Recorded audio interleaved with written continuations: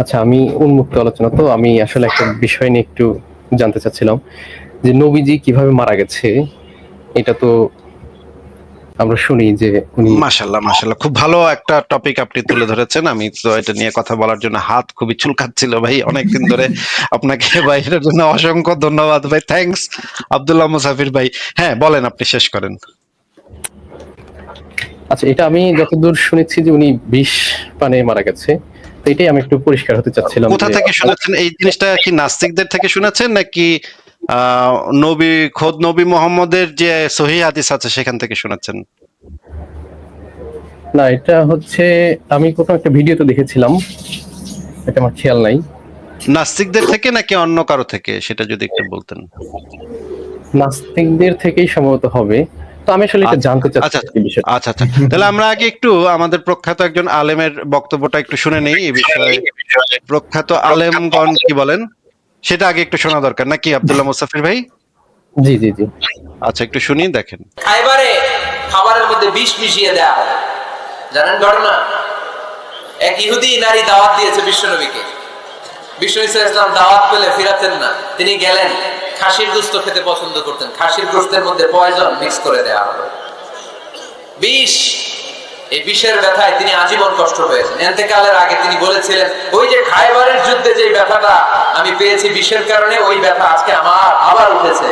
এজন্য আমার নবীর মৃত্যুটা ছিল শাহাদাতের মৃত্যু। তাকে বিশ্বনবী ইসলামকে বিষ খাইয়ে হয়েছে। স্বাভাবিক মৃত্যু ছিল না বিশ্বনবীর, ওই বিষের ব্যথায় তিনি মৃত্যুর আগে কাতরাচ্ছিলেন। আচ্ছা, ওনাকে তো আপনি নিশ্চয়ই চেনেন আব্দুল্লাহ মুসাফির ভাই, উনি কে? এই ব্যক্তিটা কে একটু বলবেন? তাই এই তো মিজানুর রহমান আজহারি। আচ্ছা, উনি খুব একজন প্রখ্যাত আলেম নাকি বাংলাদেশে? জি জি জি। আচ্ছা, উনি বললেন যে মানে, নবীর নাকি মৃত্যু স্বাভাবিক মৃত্যু হয় নাই, এটা বিষক্রিয়ায় মৃত্যু হয়েছে, এটা তো উনি বললেন নাকি?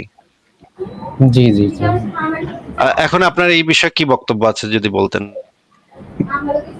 আচ্ছা, এখন বিষয়টা হলো যে আহ, আমি যতদূর জানি যে নবীজি সাল্লাল্লাহু আলাইহি সাল্লাম ওনার একটা সাহাবীকে নিয়ে একসাথে একটা ইহুদি মহিলার দাওয়াতে গিয়েছিলেন। তারপর ওখানে হচ্ছে বিষ মাখা মাংস দেয়।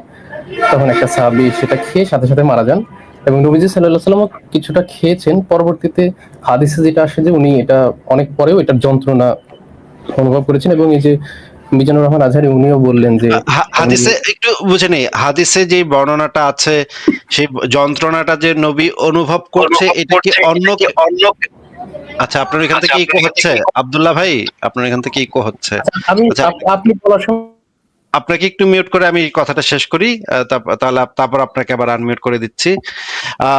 এই যে আপনি হাদিসের কথাটা যে বলেন, এই হাদিসে এটা কি নবীর বক্তব্য নাকি অন্য কারো বক্তব্য? যে বিষক্রিয়ায় যে তার কষ্ট হচ্ছে সেটা কি নবীর নিজের বক্তব্য নাকি অন্য কেউ নবীকে দেখে বলছে যে নবীর খুব কষ্ট হচ্ছে সেই বিষয়ে? এটা কার বক্তব্য বলেন তো, এবার বলেন।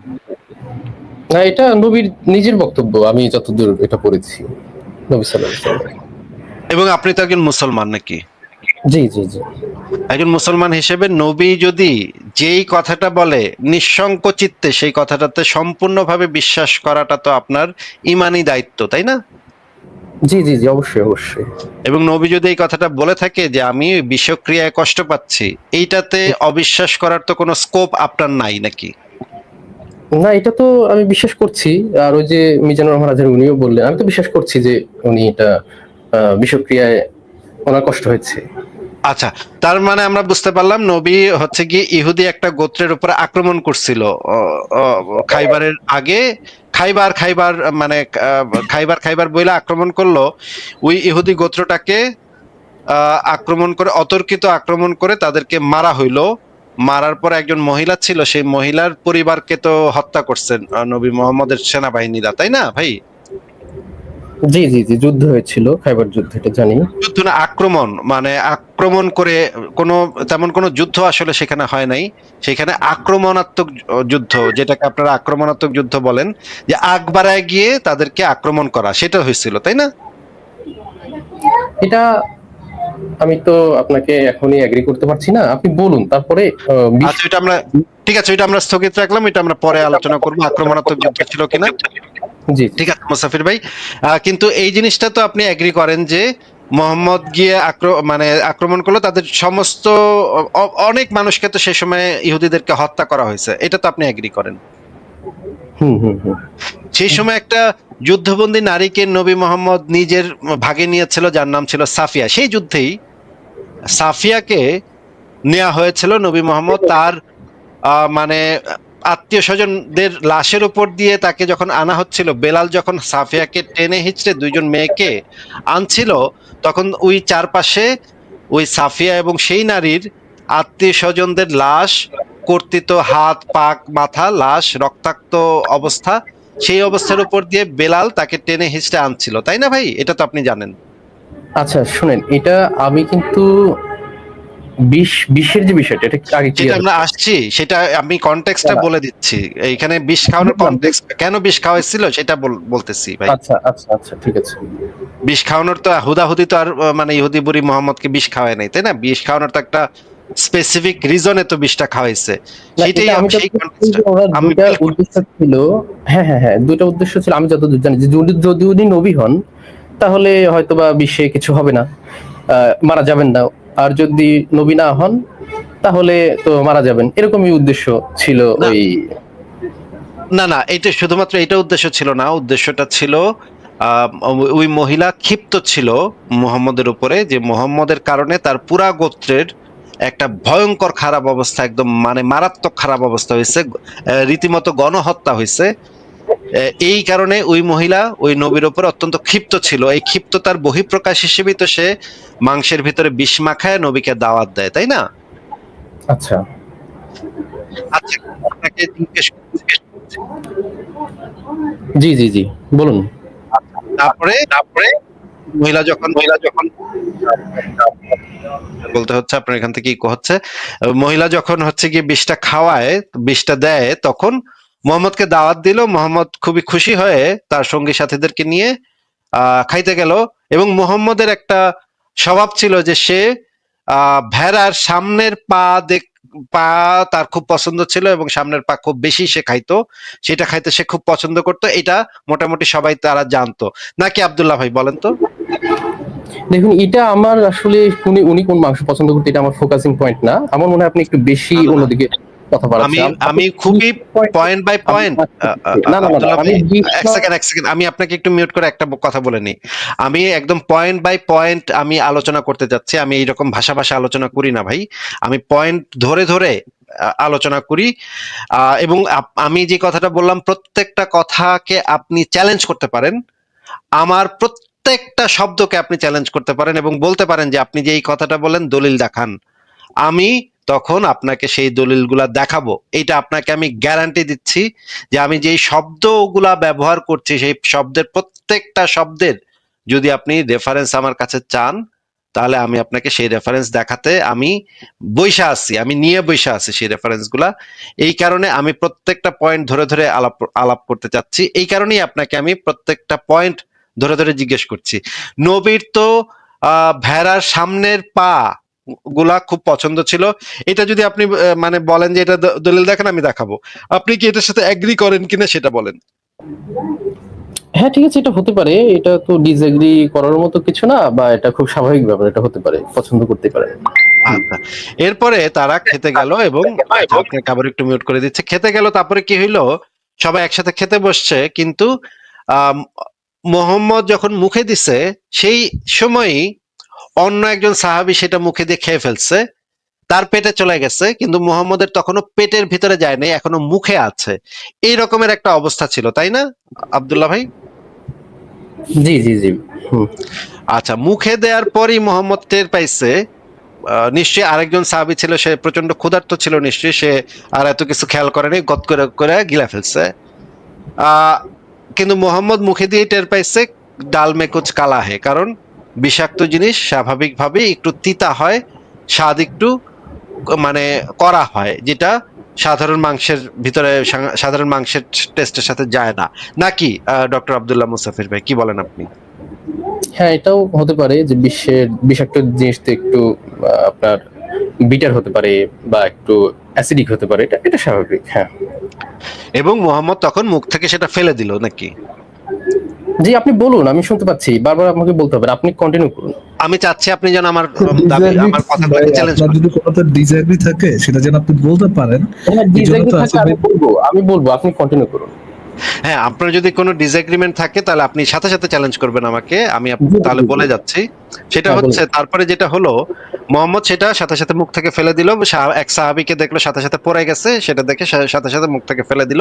সে আর গলধকরণ করে নাই, মানে গলার ভিতরে ঢুকায় নাই, মুখের ভিতরেই ছিল, মুখের ভিতরেই রাখছিল।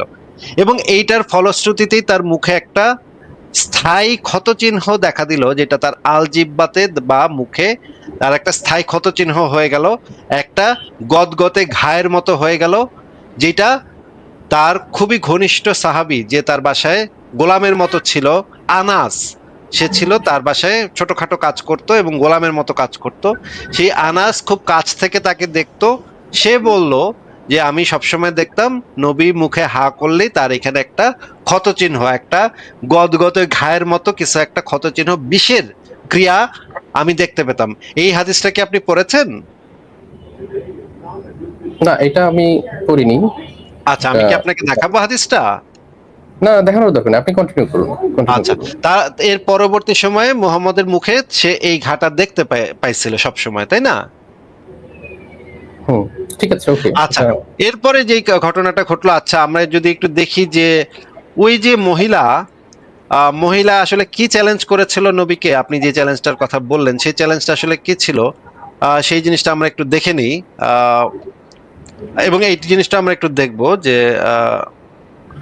যে ওই যে মুখে যে ঘা ছিল সেই জিনিসটা আমরা একটু দেখবো। আচ্ছা, এখানে আমার একটা প্রশ্ন হলো কি, যে উনি যদি গোস্তটা না খেয়ে থাকে, তাহলে ওটা ওনার ব্লাডে কিভাবে একটা পয়জন ইফেক্ট দিল বডিতে? শুধু মুখে ঘা হলে এটা তো, উনি যে যন্ত্রণাটা, এটা আসলে কি মুখের ঘায়ের কথা বলেছিলেন? ওই যে যে হাদিসে বলছেন যে যন্ত্রণা অনুভব করছি, এটা আমি জানতে চাচ্ছি। না না, আমরা আচ্ছা ঠিক আছে, সেই হাদিসটা একটু বের করি, দেখি আমরা হাদিসটাতে কি বলা আছে। আহ হাদিসটা একটু দেখলেই পরিষ্কার বোঝা যাবে যে সেইখানে আসলে কি রকমের ঘা ছিল জিনিসটা। আব্দুল্লাহ মুসাফির ভাই, আপনি কি হাদিসটা একটু পড়ে শোনাবেন কিনা আমাদেরকে? না, আপনি পড়ুন, আপনি দেখাচ্ছেন, আপনি পড়ুন। আমি তো দেখতেই পাচ্ছি, আপনি যেটা দরকার হয় সেই লাইনটা আপনি পড়ুন। এই যে দেখেন, আনাস বলেন আমি সর্বদা রাসূলুল্লাহ এর নিকট আলজিভে তা বিষের ক্ষতচিহ্ন দেখতে পেতাম। দেখা যাচ্ছে এই লাইনটা? হ্যাঁ, এটা ক্ষত চিহ্ন, কিন্তু বিশের ওটা তো ব্র্যাকেটে লেখা। এটা একটা, এখানে একটা ব্র্যাকেটের ব্যাপারটা তো এখানে অতিরিক্ত তো যোগ করা হতে পারে। ব্র্যাকেটে জিনিসটা এখানে যে আসিফ ভাই লিখেনি? ব্র্যাকেটে কি জিনিসটা আসিফ ভাই লিখেছেন নাকি আপনি তো স্কলার ভাই বিষয়টা ব্র্যাকেটে দিয়েছেন? না, সেটা তো চেক করলে বোঝা যাবে, এটা তো আমি বলতে পারছি না। এখনই চেক করি আমরা। জি, জি, করতে পারেন। আচ্ছা, এখানে এই যে টাইটেলে কি লেখা একটু যদি পড়তেন। আসিফ ভাই, এখানে আমি ধরেও নিলাম যে বিশের ক্ষত চিহ্ন, সেটা তো আমার কোনো আপত্তি নেই। না এটা না না, যদি সত্যি ভাই আপত্তি নেই। ভাই আব্দুল্লাহ মুসাফির ভাই, আপনাকে একটু মিউট করে কথা বলতে হচ্ছে। এই যে এই হাদিসটা কি বিষয় এবং কি নিয়ে কথা হচ্ছে উপরে, এটা যদি একটু পড়ে, তারপর এই জন্যই আপনাকে বলেছিলাম পুরো হাদিসটা পড়েন। আপনি তো পুরো হাদিসটা না পড়ে বললেন যে যে ওইখানেই পয়েন্ট আউট করেন। এখানে পয়েন্ট আউট করতে যাওয়ার পরে দেখা গেল যে আপনি তো এখন বলতেছেন যে না ভাই, এটা তো ব্র্যাকেটে লেখা। এই জন্যই আপনাকে পুরো কনটেক্সটটা পড়ার জন্য বলেছিলাম। আপনি এবার একটু পুরো হাদিসটা আমাদেরকে একটু পড়ে শোনান ভাই।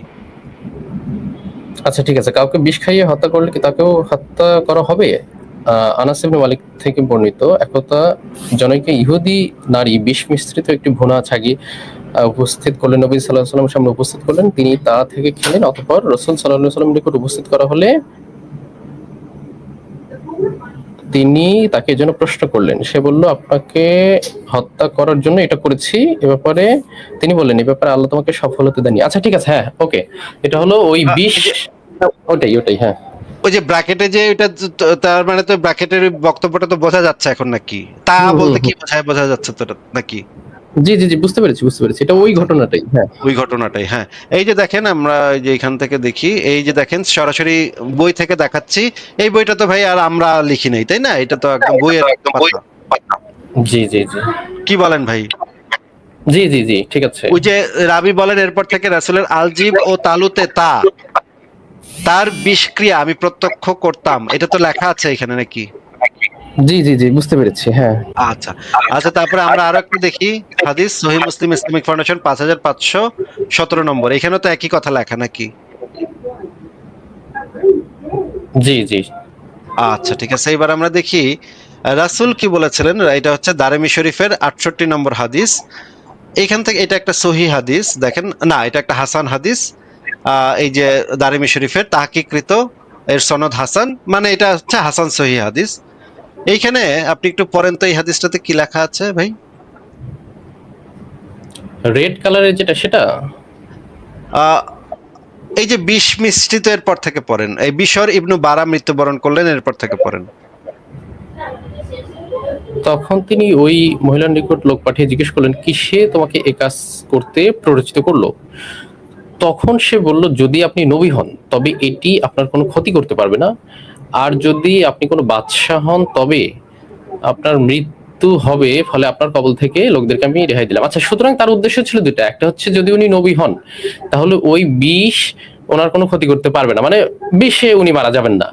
আর না না, যদি ক্ষতি উনি করতে, উনি বলেছিলেন ক্ষতি করতে পারবে না, ক্ষতি এটা করতে মহিলার পারবে কথা, না। এটা মহিলার কথা, মহিলার ধারণা, ধারণা মহিলার চ্যালেঞ্জ ছিল, আমি তো বলি না এটা নবীর ধারণা, আমি মহিলার কথাই বলছি। মহিলা বলেছিল যদি আপনি নবী হন তাহলে কোনো ক্ষতি করতে পারবে না, তাই না? জি। একদম যেটা বলেছে সেটাই আপনি বলবেন, আপনি তার কথাকে বিকৃত করে বলবেন না। হ্যাঁ, ওকে ওকে ওকে, ক্ষতি করতে পারবে না। আর যদি নবী না হন তাহলে হয়তো ওনার মৃত্যু হলে ওনারা হচ্ছে ওই ওনার কবল থেকে মুক্তি পাবে, এরকম একটা ব্যাপার। ঠিক আছে। আচ্ছা, এরপরে এই যে রাসূলুল্লাহ নিচে কি বলতেন সেটা একটু নিচে লেখা আছে, যদি একটু পড়তেন। তাই তিনি তার অসুস্থতার সময় বলতেন খাবারের খাবারের যে খাদ্য আমি খেয়েছিলাম তা আজও খায়বারে আমাকে খায়বারে খায়বারে খাইবারে, হ্যাঁ আসলে মোবাইল থেকে দেখছি তো একটু ছোট হয়ে যাচ্ছে, সরি। খাইবারে যে খাদ্য আমি খেয়েছিলাম তা আজও আমাকে কষ্ট দিচ্ছে, এখন এটি আমার প্রাণ ধমনী ছিঁড়ে ফেলছে। হ্যাঁ, মানে বুঝতে তার পারলাম। যে শেষ সময় খুব কষ্ট হয়েছে এবং সে অনেক চেষ্টা করছে নিজেকে কিওর করার, কিন্তু অনেক মানে অনেক ধরনের মানে করছে, কিন্তু সেগুলোতে কোনো লাভ হয়নি, শেষ পর্যন্ত সে মারা গেছে খুবই কষ্ট আচ্ছা, পেয়ে। এখান থেকে আমি যেটা বুঝলাম যে ধমনী মানে হচ্ছে ব্লাড ভেসেল, আর্টারি, ঠিক আছে। তো ধমনীতে কষ্ট হওয়া মানে এটা সার্কুলেটরি সিস্টেম, ব্লাডে চলে গেছে, এটা আমরা বুঝতে পারছি যে শুধু মুখেই ছিল না, কারণ ব্লাডে চলে না গেলে এটা ধমনীতে কষ্ট হবে না, মানে ইন্টারনাল আর্টারিতে, বডির মধ্যে যে আর্টারি, ধমনী যে রক্তনালী যেটা, সেটাতে তো কষ্ট হবে না। তো এটা ব্লাডে চলে গেছে বলেই বোঝা যাচ্ছে। আচ্ছা। এবং যদি মৃত্যু ঘটাতে হয় তাহলে সেটা শুধু মুখের ঘাতে হবে না, ব্লাডে চলে গেলেই সেটা পয়জনাস এফেক্টটা দিবে, এটা তো আমরা সবাই জানি। তো এখান থেকে বোঝা যাচ্ছে যে ওই মানে এখান থেকে রাসূল সাল্লাল্লাহু আলাইহি ওয়াসাল্লাম বলেন নাই যে এইটা বিষের কারণে আমি মারা যাচ্ছি। এখন আমার প্রশ্ন হলো যে ওয়েট এক সেকেন্ড। নবী মোহাম্মদ আপনি কি বললেন ভাই, আবার একটু বলেন তো। রাসূল সাল্লাল্লাহু আলাইহি ওয়াসাল্লাম কি বলেছেন? উনি কি বলেছেন যে বিষের কারণে আমি মারা যাচ্ছি? উনি বিষের বলছেন, কারণে উনি দাবি করছেন রসুল বলে নাই যে নবী বিষের কারণে আমি মারা যাচ্ছি। উনি বলছেন কষ্ট পাচ্ছি, ধমনী ছিঁড়ে যাচ্ছে, এরকম কষ্ট পাচ্ছি। মানে বুঝলাম না যে কষ্ট পাচ্ছে, মারা যাচ্ছে এটা কেন বলতে হবে একজনের?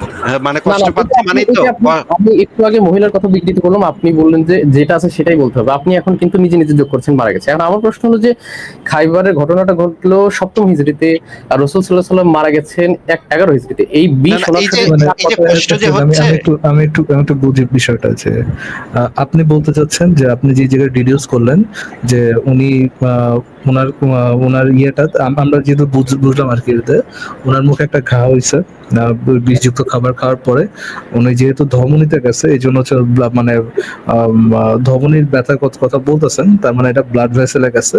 আপনার ইয়েটা হচ্ছে, পজিশনটা হচ্ছে সে তার মুখে ঘা হয়েছে, তার ধমনীতে কষ্ট হচ্ছিল, সে সাফারও করতেছিল, কিন্তু এটার জন্য মারা যায় নাই। এটা কি আপনার পজিশন আব্দুল্লাহ মুসাফির ভাইয়া? এটা আপনি 100% শিওর ভাবে বলতে পারছেন না তো, এটার কোনো এভিডেন্স নাই। আমি আপনার পজিশন জানতে চাচ্ছি, এটা কি আপনার পজিশন যে উনি সাফার করেছেন কিন্তু মারা যান না, এটা কি আপনার পজিশন? মারা গেছে এই রেফারেন্সটা উনি যেহেতু সব দলিলই দিচ্ছেন, এই দলিলটা যদি একটু দিতেন হাদিসের তাহলে। আচ্ছা আমরা একটা হাদিস দেখি ভাই, আপনার কি কোনো পজিশন আসছে কিনা এটা নিয়ে, আমি এই জিনিসটা, আপনার যদি কোনো একটা অ্যাক্টিভ পজিশন থাকে তাহলে আমরা একটা কনক্লুশনে যাওয়া আমাদের জন্য ইজিয়ার হয়। আপনার কি অ্যাক্টিভ পজিশন এটা যে ওনার?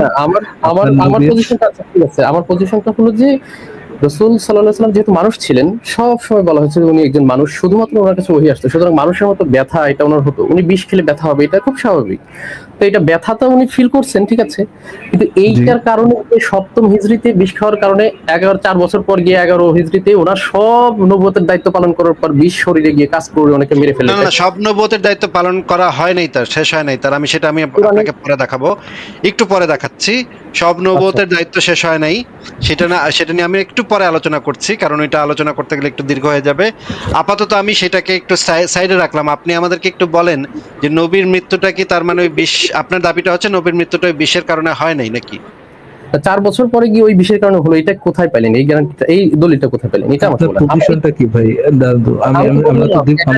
আমি নিশ্চিত না, হলেও হতে পারে, তাতেও কোনো সমস্যা নেই, কিন্তু হয়েছে এই গ্যারান্টিটা আপনি কোথা থেকে দিচ্ছেন এটা আমাকে বলেন। আচ্ছা, মানে আপনার পজিশনটা তো আপনি ক্লিয়ার করছেন না ভাই, আপনি একটু পজিশনটা ক্লিয়ার করেন যে না আপনিও তো পড়েছেন এই বিষয়গুলো, তো আপনিও নিশ্চয়ই পড়েছেন। এখন আব্দুল্লাহ মুসাফির সাহেব, আপনি যেটা করতেছেন সেটা হচ্ছে আপনি অ্যাক্টিভ ক্লেম করা থেকে পিছিয়ে যাচ্ছেন। একটু আগেও কিন্তু আপনি অ্যাক্টিভ ক্লেম করার মতো করতেছেন। শুনেন, ক্লেমটা করছি কি, দয়া করে প্লিজ কথা বলুন না। আমার কথার মাঝখানে প্লিজ কথা বললেন না, দয়া করে। আপনি একটু আগে অ্যাক্টিভ ক্লেমের মতোই করছিলেন যে ওনার ব্লাড সার্কুলেশনের মধ্যে বিষ চলে গেছিল, উনি এটার জন্য সাফার করছেন, কিন্তু ওনার 3-4 বছর পরে সকল নবুয়তের পালন করার পরে তারপরে মারা গেল। এখানে আপনি যেই মানে যেই ক্লেমটা এই টাইপের কথার মাধ্যমে যে ক্লেমটা মানুষ করে সেটা হচ্ছে তিনি একটা আমার কথা শেষ হয়নি। আপনি আনমিউট করুন, আপনার থেকে ইকো হয়, আপনি আনমিউট করেন না। আচ্ছা, আমি একটু মিউট করে রাখছি। হ্যাঁ বলুন। আপনার কথা দ্বারা মানে এই টাইপের কথা যারা বলে তারা সেই ধরনের ক্লেম করে যে সে সাফার করছে, বিষের জন্য সাফার করছে, কিন্তু তার মারা যাওয়াটা মিরাকুলাস, সে এটার জন্য মারা যায়নি, আল্লাহ যখন তারা অ্যালাউ করছে তখন সে মারা গেছে, এরকম একটা ক্লেম তাদের। আপনি যদি এরকম ক্লেমটা করেন, হ্যাঁ, যদি এরকম ক্লেমটা করেন তাহলে আপনার কিন্তু অনেক প্রবলেম আছে। যদি এরকমটা করে থাকেন, প্রবলেমটা হবে এরকম যে আপনার মিরাকল জিনিসটা যে সত্য, এই জিনিসটা যে হয়, আল্লাহ জিনিসটা যে আছে, এরকম অতি প্রাকৃতিক যে বুলশিট গুলো আসে এই ক্লেমটার সাথে, এগুলো প্রমাণ করতে হবে। এগুলো কিন্তু আরো আপনার জন্য খুব ভয়ঙ্কর বিষয়। নবুয়তের কথা নিয়ে আসে, সে যে আসলে নবুয়তের কোনো কিছু একটা, ধরেন আমি বললাম যে আমাকে বিষ খাওয়ানো হইলো, এখানে আমি ধরেন আরো প্ল্যান ছিল আরো 70 বছর, মানে আরো 20-30 বছর ধরে আমি কাজ করে যাব। আমি বলে দিলাম যে আজকে থেকে তোমার ভট করে বলে দিলাম, যখন মারা যাবো তার আগে বলে দিলাম যে আমার শেষ, আমার এই কাজ শেষ, তোমাদের থেকে বিদায়, এসে আমি নবুয়ত ক্যান্সেল করে দিলাম। এটা কি মিন করা যে সাথে, মানে এটা যাচাই করার কোনো ওয়ে আছে কিনা যে অ্যাকচুয়ালি তার নবুয়তের অ্যাকচুয়ালি শেষ? কে যাচাই করবে? কে আপনি কি আমার কথা আবার আনমিউট করতেছেন? আপনার আনমিউট করলে এখান থেকে ইকো হচ্ছে, আপনি প্লিজ আনমিউট করেন না। আপনি যদি এটা প্রমাণ করতে চান, আপনার প্রমাণের ঘাটিগুলো আরো অনেক বাড়বে। আপনার করতে হবে অ্যাকচুয়ালি এটা করা যায়, এটা ডিডিউস করা যায়, এটা হচ্ছে আপনার প্রমাণিত কোনো কিছু, প্রমাণ করার মতো কোনো কিছু যে তার নবুয়ত অ্যাকচুয়ালি শেষ হয়েছে, এটা আপনি অবজেক্টিভলি প্রমাণ করতে পারবেন। এটা অবজেক্টিভলি প্রমাণ করার কোনো কিছু না রে ভাই, এটা ওনার তার নিজস্ব দাবি। আমি ওখানে কেউ প্রমাণ করতে পারবো না যে অ্যাকচুয়ালি তার নবুয়ত শেষ হয়েছে কি নবুয়ত শেষ হয় নাই। জি আসিফ ভাই, আমি এই জায়গায় শেষ করি। ডক্টর আব্দুল্লাহ মুসাফির, আমি আপনাকে একটা টেকনিক্যাল ইয়েটা বলে দিই। আপনার কাছে কোনো হেডফোন থাকলে আপনি সেটা কানেক্ট করে নেন, তাহলে ইকো হবে না। অথবা দেখেন এখানে সেটিংস আছে, সেটিংসে ঢুকে অডিওতে আপনি এখানে ইকো ক্যান্সেলেশনটা অন করে দেন, তাহলে আর এই বিড়ম্বনা হবে না। তা আপনারও কথা বলতে ভালো লাগবে। জি আচ্ছা, আমি ইকো ক্যান্সেলেশন করলাম, আচ্ছা আমি যে মিউট করে রেখেছিলাম, তারপরেও সমস্যা আছে। আচ্ছা এখন তাহলে কথা বলতে পারি নাকি? হ্যাঁ আব্দুল্লাহ ভাই বলেন। আচ্ছা, আমার যে পয়েন্টটা আমি একটু ক্লিয়ার করি, সেটা হলো যে একই বিষ খাওয়ার পরে আপনার সাহাবী সাথে সাথে মারা গেল, আর ওনার কোরআনের যে লাস্ট আয়াত, মাইদার 3 নম্বর আয়াত, যে তোমাদের জন্য আজকে ইসলামকে পরিবর্তন করে দিলাম, বিদায় হাজির, যে শেষ ভাষণটা, যে আল্লাহ সাক্ষী থাকো, এতদিন ওনার শরীরে বিষটা ওয়েট করলো কেন? আমি তো ওনার নবুয়ত প্রমাণ করতে আসিনি, আমি আজকে ওনার কিভাবে এক সেকেন্ড ভাই, আব্দুল্লাহ ভাই, আপনি তো ওই পয়েন্টটা তো আমরা অলরেডি আলোচনা করেছি, আপনি পয়েন্টটা কেন আবারও মিস করলেন আমি বুঝলাম না। মুহাম্মদ তো মানে মাংসটা গলধকরণ করেন নাই, সেই বিষয় তো গলধকরণ করেছিল, সেই কারণে মোহাম্মদ তো শুধুমাত্র মুখে জিনিসটা রেখেছিল এবং পট করে ফেলে দিছে। যখন সে জানতে পারলো, যখন সে বুঝতে পারলো এটার ভিতরে বিষ মাখানো আছে, তখন সে মুখ থেকে ফেলে দিল, তাই না? জি জি জি। তাহলে এই জিনিসটা আপনি কেন এখন আবার ভুলে গেলেন আমি এটাও বুঝতে ডিডিউস পারলাম করা না। যায় আসিফ ভাই, যেহেতু তার মারিতে দাগ পড়ছে সেহেতু সে অ্যাটলিস্ট কামড়ও দিছে একটা, এইটাও হয়তোবা বোঝা যায় যে একটা কামড় দিছে ওখানে মারিতে হয়তোবা সেই বিষটা ছড়ায় গেছে। এবং সামান্য পরিমাণ তার ক্ষতি অবশ্যই হয়েছে। এবং যে জিনিসটা, এবার আমরা আব্দুল্লাহ ভাই আপনাকে একটা হাদিস দেখাচ্ছি, এই হাদিসটা একটু আপনি আমাদেরকে পড়ে শোনাবেন। না আপনি আসিফ ভাই, আপনি একটা ক্লিয়ার করে নাই আসিফ ভাই। আমি একটু যদি আপনি এই হাদিসটা পড়ে শোনান, তারপরে আপনি আমাদেরকে বললেন, আপনি আপনার মতামতটা এখানে বললেন। হ্যাঁ, এইটা একটু পড়ে শোনান আগে। নবী আব্দুল্লাহ ভাই, সাল্লাল্লাহু আলাইহি ওয়াসাল্লাম রোগ ও তার ওফাত, মহান আল্লাহ তাআলার বাণী, আপনি তো মরণশীল এবং তারাও মরণশীল। এরপর কিয়ামত দিবসে তোমরা পরস্পর তোমাদের প্রতিপালকের সম্মুখে বাগবিতণ্ডা করবে। ইউনুস, জুহরি ও উরওয়া সূত্রে বলেন, আয়েশা রাদিয়াল্লাহু আনহা বলেছেন, নবীজি সাল্লাল্লাহু আলাইহি ওয়াসাল্লাম যে রোগে ইন্তেকাল করেন সে সময় তিনি বলতেন, হে আয়েশা, আমি খাইবারে যে খাদ্য ভক্ষণ করেছিলাম আমি সর্বদা তার যন্ত্রণা অনুভব করছি। এখন সেই সময় আগত যখন সেই বিষক্রিয়ায় আমার প্রাণবায়ু বের হয়ে যাওয়ার উপক্রম হয়েছে। আচ্ছা ঠিক আছে, এখন আমি এই হাদিসটা আমাদেরকে একটু বুঝায় দেন আব্দুল্লাহ মুস্তাফির ভাই। আমি না বুঝতে পারছি না এই হাদিসটাতে কি লেখা, বুঝতে খুবই কষ্ট হচ্ছে। নাস্তিক হওয়ার কারণে আরো বুঝতে আরো বেশি কষ্ট হচ্ছে। যদি একটু বুঝায় দিতেন আমাদেরকে স্পষ্ট তাহলে করে। আমি তো আচ্ছা ওকে, তাহলে ওইটাই ঠিক যেটা আমি নিজেও প্রথমে বলেছিলাম, যেটা ওনার সার্কুলেশনে চলে গেছে। সার্কুলেশনে না গেলে তো হবে না, সার্কুলেশনে চলে গেলে পরবর্তীতে ওই বিষের কারণেই রাসূল সাল্লাল্লাহু আলাইহি ওয়াসাল্লাম উনি কংগ্রাচুলেশন। তারপরে কি হয়েছে? এখন কথা হলো যে এটা কেন ঠিক শেষ বিদায় হজের ভাষণের পরপরই গিয়ে এই ইফেক্টটা না না না ভাই ভাই, আপনাকে জিজ্ঞেস করেছি আব্দুল্লাহ মুস্তাফির ভাই, এই হাদিসটা একটু বুঝায় দেন যে যে রোগে ইন্তেকাল করেন, এরপরে যে বলা হচ্ছে যখন সে বিষক্রিয়ায় আমার প্রাণবায়ু বের হয়ে যাওয়ার উপক্রম হয়েছে।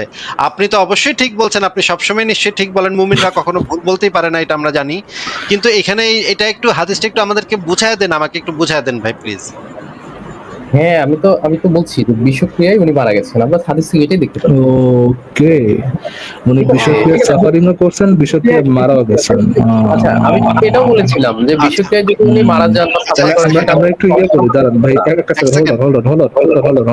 ভাই তাইলে ভাইয়া আমরা বলতে পারি ভাই, তাহলে আপনি একটু আনমিউট করে বলেন আব্দুল্লাহ ভাই, আমরা যেটাতে এত কষ্ট করে একমত হইলাম সেটাতে একটু বলেন, যে একটু আনমিউট করে নিজে বলেন যে আপনার নবী সাল্লাল্লাহু আলাইহি ওয়াসাল্লাম উনি বিষক্রিয়ায় সাফারিংও করেছেন এবং বিষক্রিয়ায় মারাও গিয়েছেন। একটু আনমিউট করে এটা কনফার্ম করুন, তাহলে আমাদের সামনে এগোনোটা আরো ইজিয়ার হবে। প্লিজ একটু আনমিউট করে বলুন। এটা তো আমি প্রথমেই এগ্রি করেছি যে উনি যদি সাফার করেন অথবা মারা যান, আমার কথা একটু বলতে দিবেন। হ্যাঁ, একটু বলতে দিবেন, আমি বলছি তো। শেষ করার আগে আপনি কেন কথা বলছেন কেন? আপনি নিজেও তো কথার মধ্যে কথা বলছেন, কথা শেষ করতে দিন।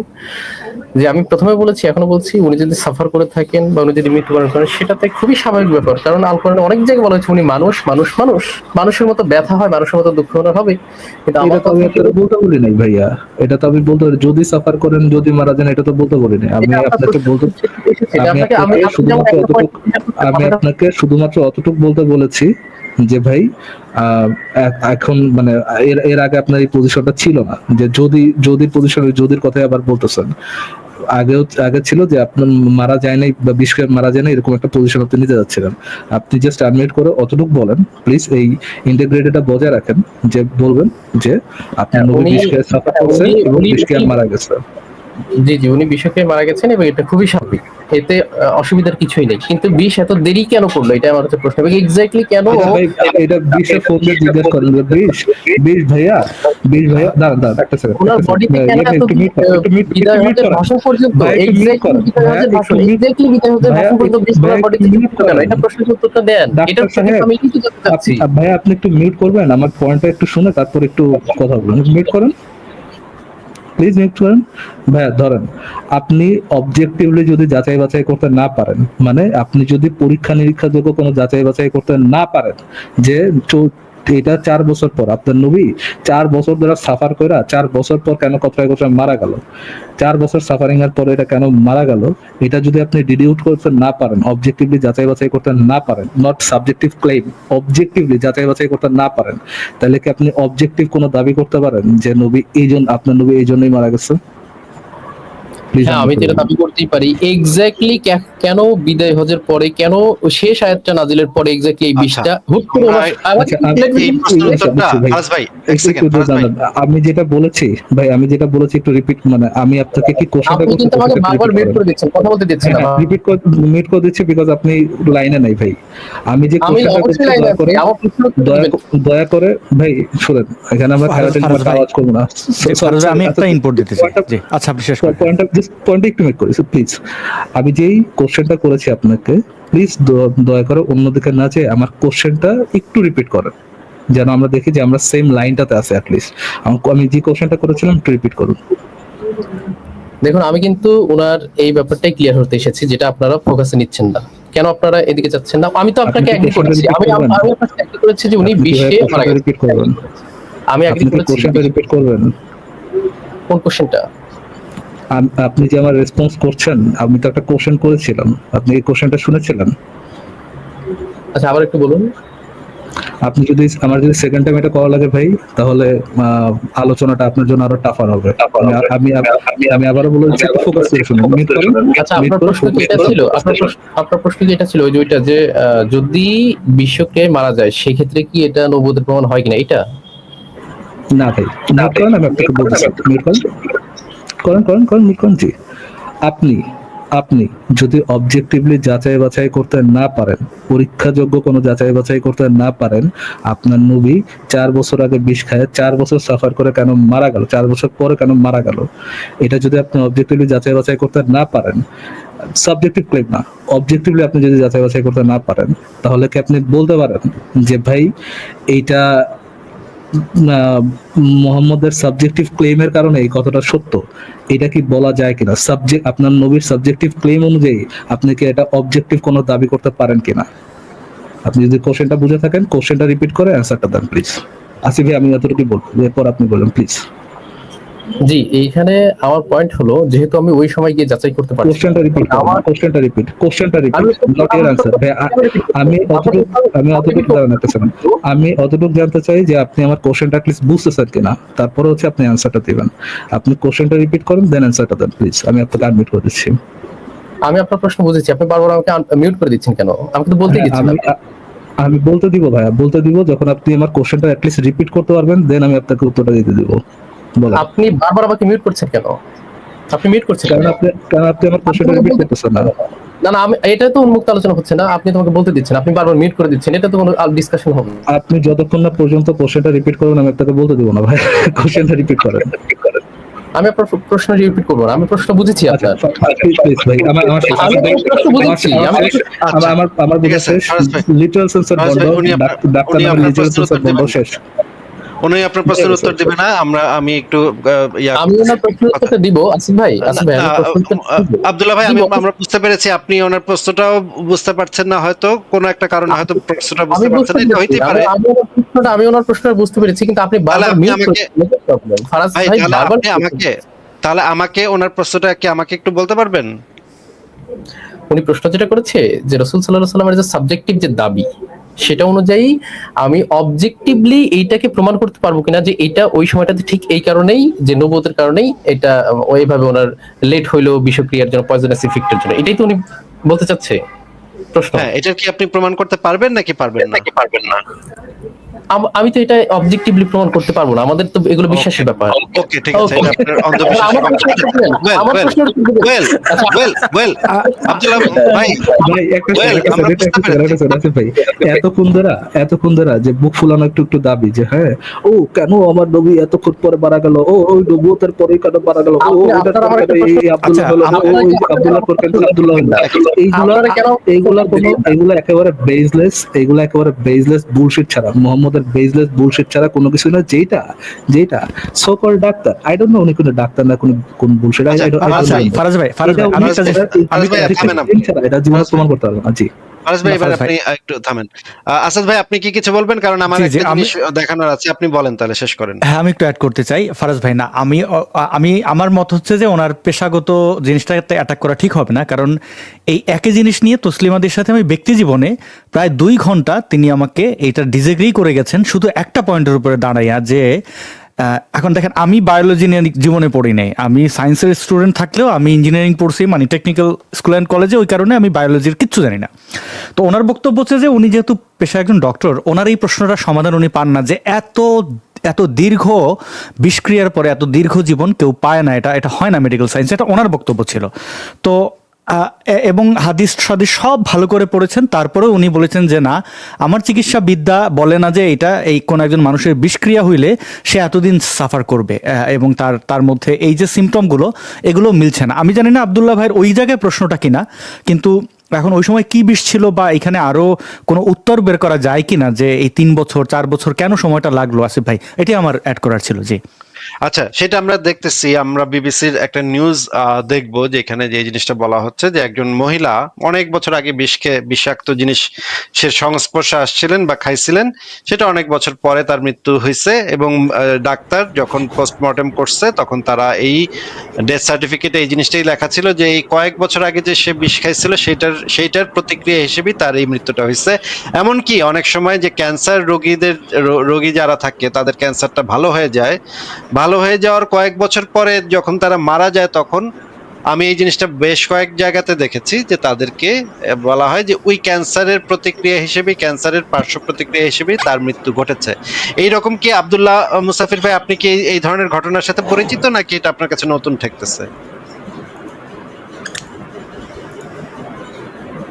আব্দুল্লাহ ভাই, আপনি কি বলবেন? এই বিষয়টা কি আপনার সাথে পরিচিত নাকি নতুন শুনতেছেন? হ্যালো, আমার কথা কি শুনতে পাচ্ছেন? হ্যালো, হ্যাঁ হ্যাঁ, শুনতে পাচ্ছি, বলেন। জি জি জি, আমার একটা প্রশ্ন আছে। আমি শুরুতেই আপনাদের কাছে এসেছিলাম একটা জিনিস জানতে। আসিফ ভাই খুব সুন্দরভাবে আমার সব প্রশ্নের উত্তর দিয়েছে, দলিল দিয়েছে, কিন্তু এই প্রশ্নটা কেন উত্তর দিচ্ছেন আমি বুঝতে পারছি না।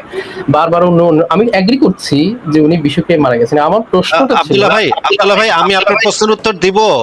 মাঝখানে আসাদ ভাই তো একটা কথা বলে ফেলছে, সেটা নিয়ে আপনাকে এখন একটা জিনিস জিজ্ঞেস করছি। আপনার প্রসঙ্গটাতে একটু পরে আসতেছি ভাই। আপনার প্রসঙ্গটাতে আপনার প্রসঙ্গটাতে আসবো তো ভাই, আসাদ ভাই মাঝখানে একটা, ভাই আব্দুল্লাহ ভাই, একটু থামেন। আপনার প্রত্যেকটা পয়েন্ট আমি আলোচনা করেছি, আমি একটা পয়েন্টও স্কিপ করি নাই। আমি আপনাকে যেহেতু কথা দিয়েছি, ভাই কথাটা শোনেন।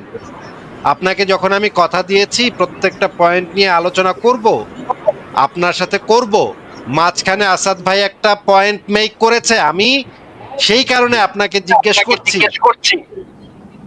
ভাই আপনার আল্লাহর ওয়াস্তে আপনি একটু বুঝে তারপর আমাকে উত্তরটা দেন, কারণ মাঝখানে আসাদ ভাই একটা নতুন পয়েন্ট এনেছে, সেই কারণে আপনাকে আমি এখন জিজ্ঞেস করছি। তারপরে আমরা আপনার ওই প্রসঙ্গটাতে যাব ভাই। আমি আপনাকে বলি নাই যে আপনাকে এইটুক বলার পরে আপনাকে বের করে দেওয়া হবে বা আলোচনা শেষ, এটা আপনাকে এখনো বলা হয় নাই ভাই।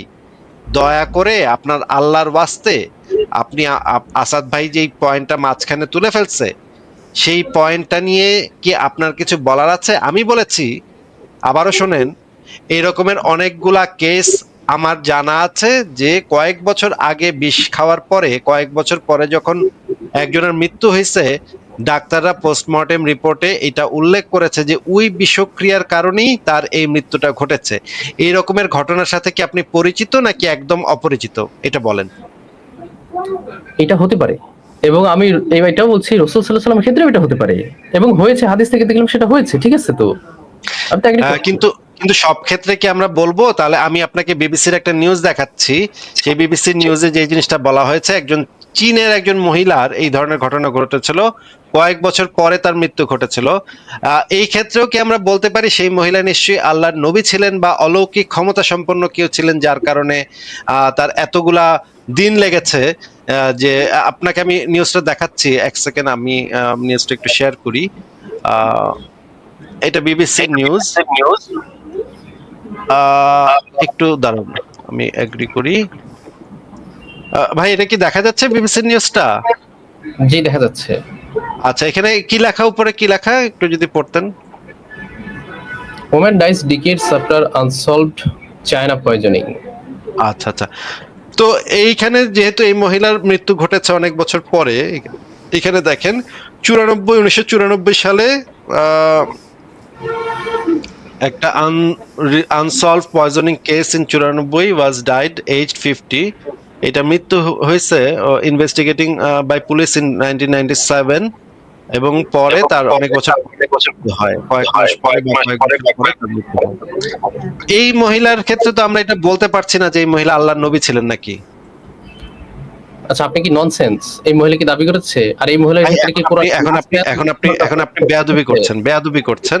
না, এটার সাথে আপনি আপনাকে ওটা আমি মিলে জিজ্ঞেস করেছি, আব্দুল্লাহ মুসাফির ভাই, আপনাকে আব্দুল্লাহ এই মুসাফির ভাই, মহিলার ক্ষেত্রে আপনি আমার কথাটা শুনে কথাটার উত্তরটা দেন। এই মহিলার ক্ষেত্রে একই ধরনের ঘটনা ঘটেছে। এই ধরনের ঘটনার ক্ষেত্রে কি আমরা এই কনক্লুশনে যেতে পারি যে যেহেতু বিষ খাওয়ার অনেক বছর পরে তার মৃত্যু ঘটেছে, সুতরাং এই মহিলা ভাই, তাহলে নবী ছিলেন?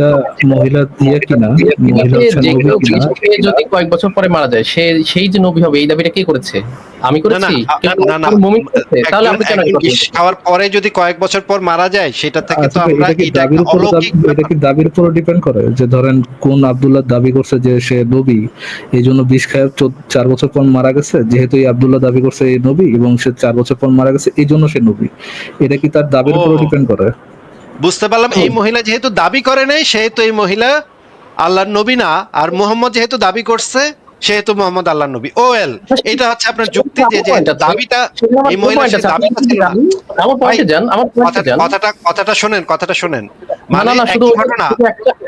শুধু একটা কথা না তো, একটু ওরা দাবি কথাটা শুনেন। ঘটনা একই, যে অনেক বছর বিষ খাওয়ার অনেক বছর পরে মারা গেছে। মোহাম্মদ যেহেতু দাবি করছে, সেহেতু আপনার দাবি হচ্ছে যেহেতু মোহাম্মদ বিষ খায় অনেক বছর, কুত্তার মতো কতরায় কতরায় মরছে, এইটা তার নবুয়তের প্রমাণ। আর এই মহিলা এক সেকেন্ড ভাই, একটু কথাটা শুনেন, আপনি তো আনমিউট করছেন। এই মহিলা যেহেতু এই দাবিটা করে নাই, এই একই ঘটনা একই, মজেজা একই, কিন্তু এই মহিলা কোনো অবস্থাতেই নবী না।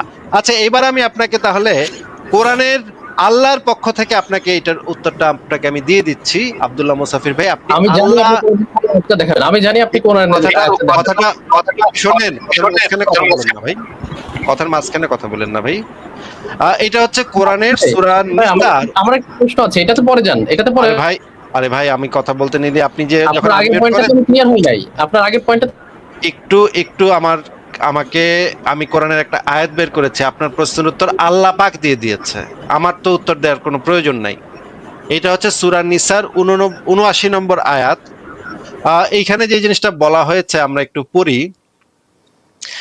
এটা নবীকে যে জিনিসটা বলা হয়েছে, নবীকে আল্লাহ পাক একটা মানে দিক নির্দেশনা বা একটা আয়াত নাজিল হয়েছে কোরআনের ভিতরে আল্লাহ পাকের পক্ষ থেকে।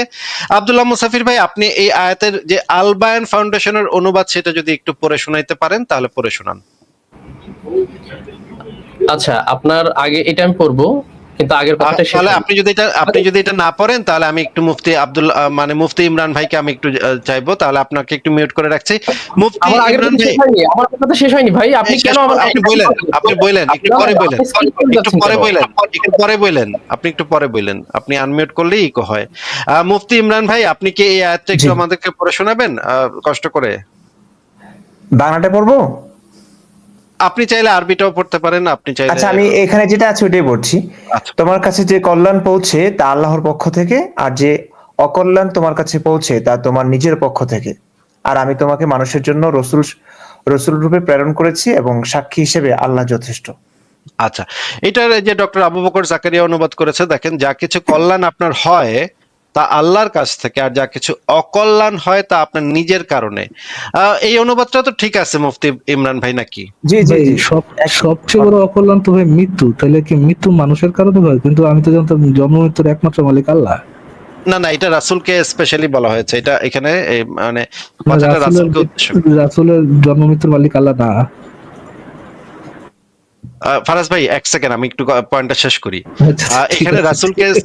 রাসূলকে উদ্দেশ্য করে যে জিনিসটা বলা হয়েছে, যে রাসূলের যদি কোনো ভালো কিছু হয় তাহলে সেটা হচ্ছে আল্লাহর কাছ থেকে, আর রাসূলের যদি কোনো অকল্যাণ হয় তাহলে সেটার কারণটা কে? ইমরান ভাই একটু বলেন তো, এটার কারণটা কে? এটা কি আল্লাহর কারণে এটা ঘটতেছে অকল্যাণটা, নাকি রাসূল নিজের কারণে, এই রাসূলের কোনো অপকর্ম বা কৃতকর্মের কারণে? এখানে দেখেন অকল্যাণ তা তোমার নিজ হতে হয়ে থাকে। রাসূল কোনো একটা অপকর্ম করেছে বা এমন কিছু করেছে যেটার কারণে তার সেই অকল্যাণটা হচ্ছে। এটা কি অকল্যাণটা কি রাসূলের নিজের দোষের কারণে হয়, নিজের অপরাধের কারণে হয়, নাকি আল্লাহর পক্ষ থেকে হয়? একটু যদি বলতেন ইমরান ভাই। আমার আল্লাহ তাআলা অনুযায়ী কোরআনের আয়াত হিসেবে তো মানে নিজের কারণে, রসুলের নিজের কারণে। মুহাম্মদের যদি কোনো অকল্যাণ হয় সেটা মুহাম্মদের নিজের হাতের কামাই নাকি? জি জি এটা তো আল্লাহ করে নাই। আল্লাহ এখান থেকে হাত তুলে নিচ্ছে, আল্লাহ এখান থেকে দায় দায়িত্ব উঠায় নিচ্ছে। এইটার পিছনে আল্লাহর কোনো দায় দায়িত্ব নাই। এইটা নবীর যদি কোনো অকল্যাণ হয় সেটা একদম নবীর নিজের হাতের কামাই নাকি? এখানে এই আয়াত থেকে তো এটাই বোঝানো হচ্ছে নাকি? জি জি এরকম আরো আয়াত আছে, তবে এখানে এটাই বলা হচ্ছে। আচ্ছা, তাহলে আমরা দেখতে পাচ্ছি নবী মোহাম্মদ 4 বছর কুত্তার মতো কাতরাইতে মানে খুবই কষ্টের সাথে, খুবই যন্ত্রণার সাথে, মাথার ভিতরে যন্ত্রণা এসে চিৎকার করে করে সরি কাঁদতো, আসাদ ভাই। এবং এই অবস্থায় সে তার মৃত্যুটা ঘটলো। এখন আমি আপনাকে ইমরান ভাই আপনাকে জিজ্ঞেস করছি যে এই যে এরকমের একটা মর্মান্তিক মৃত্যু, এই বিষয়ে কোরআন কি বলে? এটা কি আল্লাহর পক্ষ থেকে কোনো মুজিজা ছিল, নাকি মুহাম্মদের নিজের হাতের কামাই হিসেবে এই অকল্যাণটা মুহাম্মদ কামাই করে নিছে? এটা মোহাম্মদের নিজের কামাই। আচ্ছা, এবার আব্দুল্লাহ ভাই আপনি বলেন যে এই জিনিসটা কি মুহাম্মদের নিজে, কোরআন অনুসারে এটা কি মুহাম্মদের নিজের কামাই ছিল, নাকি আল্লাহর পক্ষ থেকে কোনো মুজিজা ছিল? আচ্ছা, আপনি একটু আগে বলেছেন যে আপনি আমাকে কথা বলতে দিবেন, আমার পূর্বের কিছু কথা বাকি ছিল, তারপর এটাতে আমি আসছি। আশা করি আপনি বলতে দিবেন, আই হোপ। এইটা কি আগে বলে নেওয়া যায় না? তাহলে পূর্বে পয়েন্ট বাকি আছে তো, এটা তো পরে আনলেন আপনি। আপনি বলেন যে আমাকে বলতে দিবেন। আচ্ছা ঠিক আছে, বলেন। আচ্ছা ঠিক আছে। এখানে আপনি দাবি করেছেন যে মোহাম্মদ সাল্লাল্লাহু আলাইহি সাল্লাম শুধুমাত্র দাবি করেছে জন্যই আমি ওনাকে নবী হিসেবে মেনে নিচ্ছি, আর পার্থক্যটা ছিল যে 3 বছর বা 4 বছর ওই মহিলার সাথে আপনি কম্পেয়ার করেছেন, যে 4 বছর পরে মারা যাওয়াটা। তো এখানে প্রথম কথা হচ্ছে যে শুধু নবী সাল্লাল্লাহু আলাইহি সাল্লাম দাবি করেছেন সেটার উপর ভিত্তি করে যে আমি বলছি সেটা না, দাবি যে কেউ করতে পারে। ওনার পরে মুসাইলেমা নামে অন্যজন এসেছিল, অনেকজন এসেছিল, দাবি কি যে কেউ করতে পারে। এটা আপনার আসলে আপনার বুদ্ধিমত্তার পরিচয় আপনি দেন নাই। আর ওই মহিলার তুলনা দিয়ে কি বুঝিয়েছেন? আব্দুল্লাহ ভাই, অনেক বুঝতে পেশেন্ট পারলাম না। আব্দুল্লাহ ভাই আপনার কথা আমি বুঝতে পারি নাই। মানে আপনি কোন একটা দাবিকে সত্য হিসেবে মেনে নেন কি অবজেক্টিভ প্রমাণের উপর ভিত্তি করে, নাকি আপনি কি একটা মুসলিম পরিবারে জন্মাইছেন নাকি? আমি মুসলিম পরিবারে জন্মেছি অবশ্যই, এবং নিজে পড়াশোনা করে তারপরে মুসলিম। আচ্ছা, আপনি কি অন্য ধর্মগ্রন্থগুলো পড়ে দেখেছেন? আমি সব তো পড়িনি, আমার আইডিয়া আছে। কোনটা কোনটা পড়েছেন যদি একটা গ্রন্থের নাম বলতেন? না, আমি সেই টপিকে এখন আসিনি। আপনি টপিক চেঞ্জ করছেন কেন? না না, আমি আপনাকে এটা জানতে চাচ্ছি এই কারণে যে আপনি তো আপনার টপিক চেঞ্জ করতেছেন কেন? আমি আমার ধর্মগ্রন্থ নিয়ে পরীক্ষা দিতে আসেন। মুসাফির ভাই টপিক চেঞ্জ করছি না আমি, আমার অবশ্যই টপিক চেঞ্জ পয়েন্ট করছেন। এবং মাঝখানে আপনি বারবার কথা বলছেন, আমার কথাটা আপনি স্ল্যাং ইউজ করতেছেন। আপনি নবীজিকে নিয়ে স্ল্যাং ইউজ করেছেন। আপনি কথাটা আগে শোনেন তো। বারবার মিউট করে দিচ্ছেন। আরে পেডোফাইল নবীকে আবার স্ল্যাং করবো ভাই? আজীব কথা। আপনি যতটা অফেন্ডেড হবেন, শুনুন ভাই, আপনি যত অফেন্ডেড হবেন আমি তত বেশি, অন্য কারো কথা বলি না, আমি আরো বেশি অফেন্ডেড করবো আপনাকে। আপনার নবীকে স্ল্যাং আমি ভাই আমার পায়ের নিচে রেখে স্ল্যাং করবো। আপনি আমার ডিকটেট করবেন না যে আমি তার স্ল্যাং করবো কি স্ল্যাং করবো না। আপনি যদি স্ল্যাং ইউজ করেন তাহলে এটা তো কোনো শব্দ হতে পারে না ভাই। আব্দুল্লাহ মুসাফির ভাই, শিশু লাগাই না নবী। এক সেকেন্ড ফারাজ ভাই, আপনার শিশু লাগাই না নবীকে, এই শিশু লাগাই না না বলাটা হবে মানবতার বিরুদ্ধে। নবী মারা গেল আর তার সাথে আপনি নবী। এক সেকেন্ড ভাই, এক সেকেন্ড। পৃথিবীতে তো অনেক মানুষ পাওয়া যায়। কথার মাঝখানে কথা বলেন। আপনি স্ল্যাং ইউজ করবেন কেন? আপনি সভ্যভাবে কথা বলেন, অসভ্যভাবে কথা বলেন কেন? আপনি অসভ্যভাবে কথা বলেন কেন? ফারাজ অসভ্যভাবে কথা বলে কেন? এটা নরমাল ভদ্র। আচ্ছা ঠিক আছে, আমরা তাহলে এই জিনিসটা একটু বলে নেই। কথা বলি কারণ ফারাজ ভাই আপনি কোনো মেডিকেলে যাইতে সাবধানে যাইয়েন, যদি উনি চিনতে পারেন তাহলে কিন্তু না ঠিক আছে ফাইন, বাট আমি অসভ্যভাবে কথা বলি এই জন্যই কারণ আমি কোনো শিশুর সাথে যৌন সঙ্গম করিনি, কোনো শিশু রেপ আমার ইসের মধ্যে নাই, আমার ক্যারিয়ার মধ্যে নাই ভাই, এই জন্য আমি অসভ্যভাবে কথা বলি। আপনার নবী তো শিশু রেপ করেছিলেন, এই জন্য উনি সভ্যভাবে কথা বলতেন, হয়তোবা আপনি এই জন্য সভ্যভাবে কথা বলেন, আই ডোন্ট নো। ঠিক আছে ফারাজ ভাই, আমরা যেটা ওনার কাছ থেকে আমি যেটা জানতে চাচ্ছিলাম সেটা হচ্ছে যে ওনার যে ডেভেলপমেন্ট, ওনার যে ইসলামিক পরিবেশে ডেভেলপমেন্ট এবং নবী মোহাম্মদকে নবী হিসেবে মেনে নেয়া, এটা তো উনি নিজে সিদ্ধান্ত নিয়ে আসলে ডিসিশনটা নেন নাই, ওনার পরিবার থেকে ওনাকে শেখানো হয়েছে। ওনার যদি একটা হিন্দু পরিবারে জন্ম হইতো আজকে উনি কৃষ্ণের পক্ষ আসিফ ভাই, হয়ে আমার এত ঘোরানোর কিছু নাই। আসিফ ভাই, দাঁড়ান একটা সেকেন্ড। উনি যদি ভাই বলেন, আমার কথাটা আর শেষ ছোট করতে একটা দেন না ফারাজ ভাই, ছোট কথাটা একটা একটু পয়েন্ট শেষ বলে করি। আসিফ ভাই, কথাটা একটু ছোট শেষ একটা করতে পয়েন্ট। দিতেছেন না আচ্ছা, ফারাজ ভাই, আপনি কথাটা আমার শেষ করতে দিচ্ছেন না।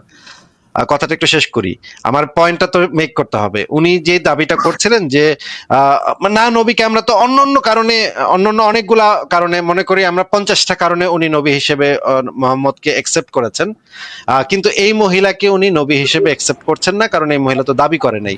ঠিক আছে, কিন্তু এটা তো কোনো ভ্যালিড রিজন হতে পারে না। কারণ হচ্ছে আমি তো যে বলেছি শুধু দাবির কথা তো আমি বলি নাই, আমি তো বলেছি যে শুধু দাবি তো পয়েন্ট ছিল না।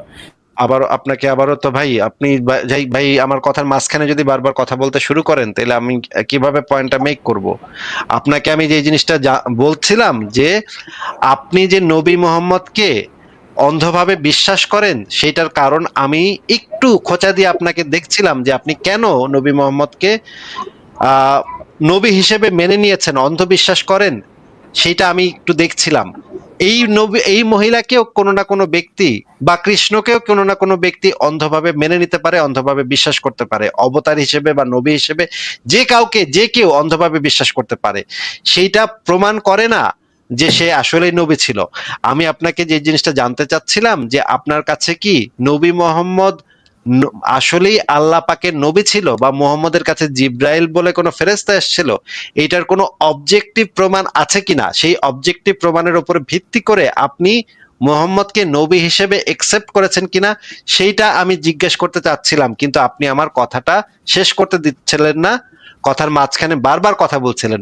আপনার কাছে কি নবী মোহাম্মদ যে নবী ছিল, এটা এই যে 4 বছর তার বিষ কাজ করে নাই, এটা আরেকজন মহিলার ক্ষেত্রেও কাজ করেনি, যেটা আমি আপনাকে প্রমাণ দেখাইছি। তার মানে এইটা নবীর জন্য স্পেশাল কোনো ঘটনা ছিল না, সেটা আমি আপনাকে প্রমাণ করেছি। তার মানে এইটা দ্বারা প্রমাণ করা যাচ্ছে না যে নবী মোহাম্মদ নবী ছিল, এটা কোনো অবজেক্টিভ প্রমাণ হচ্ছে না। এই কারণে আপনাকে আমি জিজ্ঞেস করছি, নবী মোহাম্মদের কাছে যে জিব্রাইল এসেছিল, এইটার কোনো অবজেক্টিভ কোনো প্রমাণ আপনার কাছে আছে কিনা, থাকলে সেটা আমাদেরকে আপনি এখন দিতে পারেন। আপনাকে আনমিউট করছি, আপনি শুধুমাত্র এই প্রশ্নটার উত্তর দেন, আর কিছু বলেন না। আর কিছু বলতে হলে পরে বলেন, আপাতত এইটার উত্তরটা দেন, বলেন। এটা মেক করতে দিবেন এটা আমি আশা করি। এটা রিলেটেডই আমি বলবো। মূলত আমি তো এই প্রশ্নটা তো আমারই নিয়ে আসা, সুতরাং আমার কথা আমাকে বলতে দিতে হবে। এই আপনাকে কি প্রশ্ন করেছে, আপনি কি প্রশ্নটা একটু আমাকে বলবেন? এখন কথা হচ্ছে যে হ্যাঁ, আমি আপনাকে প্রশ্নের উত্তরটা দিচ্ছি, প্রশ্নটা তাহলে একটু বলেন, প্রশ্নটা তাহলে একটু বলেন দয়া করে, কি প্রশ্ন, কিসের উত্তর দিচ্ছেন? আমাকে একটু বলতে দেন। আপনি বারবার কেন কথা বলছেন আমার কথা বলতে? কিসের উত্তর দিচ্ছেন আমি একটু জানতে চাচ্ছি যে আপনি প্রশ্নটা শুনেছেন কিনা, কিসের উত্তর দিচ্ছেন আপনি, প্রশ্নটা একটু বলুন। আপনি কথাই বলতে দিচ্ছেন না আমাকে বলতে দিতে হবে তো ভাই। আমি বলবো আপনার প্রশ্ন উত্তর দিব। আপনি যেমন আমাকে বলেন যে আপনার পয়েন্ট পরে আপনি যেমন বলেন আমার পয়েন্ট আপনি পরে আসছেন, এটা ক্লিয়ার করে নেই, আমাকেও তো সেটা স্কোপটা দিতে হবে। কেন আপনি পার্সিয়ালিটি কেন করছেন? আমার কিসের উত্তর দিচ্ছেন সেটা একটু বলেন। হ্যাঁ, সেটাই বলবো রে ভাই। ধাপে ধাপে আপনি ধাপে ধাপে আসলেন না। আগে সেটা বলেন, যে এই প্রশ্নটা আগে বলেন, তারপর আপনি উত্তরটা দেন। আমি বলবো না বলবো না, এখন বলেন, প্রশ্নটা আগে বলেন, তারপর আপনি উত্তরটা বলেন। আপনি তো বলেন যে আমি পরে আসছি পয়েন্টে, আপনি বলছেন না এটা? আপনি আগে প্রশ্নটা বলেন, তারপর আপনি উত্তরটা দিন। আমি আসবো তো, আমি তো বলতেছি রে ভাই। মিউট করে দিচ্ছি। আব্দুল্লাহ মুসাফির ভাই, আপনাকে আবারও বলছি যে আপনি আমি কি প্রশ্নটা করেছি, আপনি কিসের উত্তরটা দিচ্ছেন এই মুহূর্তে। আপনি যদি অন্য কোনো বাড়তি কথা বলতে চান, আপনাকে আমি আলাদাভাবে 3 মিনিট সময় দিব, আপনি সেই সময় আপনি আপনার বাড়তি কথাগুলো বললেন। আপাতত আমি যে জিনিসটা জানতে চাচ্ছি, শুধুমাত্র জানতে চাচ্ছি, নবী মোহাম্মদ যে নবী ছিল, মোহাম্মদের কাছে যে জিব্রাইল নামক ফেরেশতা এসেছিল, এইটার কোনো অবজেক্টিভ প্রমাণ আপনার কাছে আছে কিনা, এইটা হচ্ছে আমার প্রশ্ন। আপনি এই মুহূর্তে শুধুমাত্র এইটুকুর উত্তর দিচ্ছেন। আপনার যদি বাড়তি কিছু বলার থাকে এক্সট্রা, আমি আপনাকে 3 মিনিট সময় দিব, সেই 3 মিনিটে আপনি যা ইচ্ছা তা বলবেন, আমরা কেউ আপনাকে আটকাবো না। 3 মিনিট সময় আপনাকে দেয়া হবে। যদি আপনি এই মুহূর্তে আমার এই প্রশ্নটার উত্তরটা দেন, তারপরে। আপনি কি আমার কথা বুঝতে পেরেছেন আব্দুল্লাহ মুসাফির ভাই? বলেন তো, একটু আনমিউট করে বলেন তো। হ্যাঁ বলেন এবার।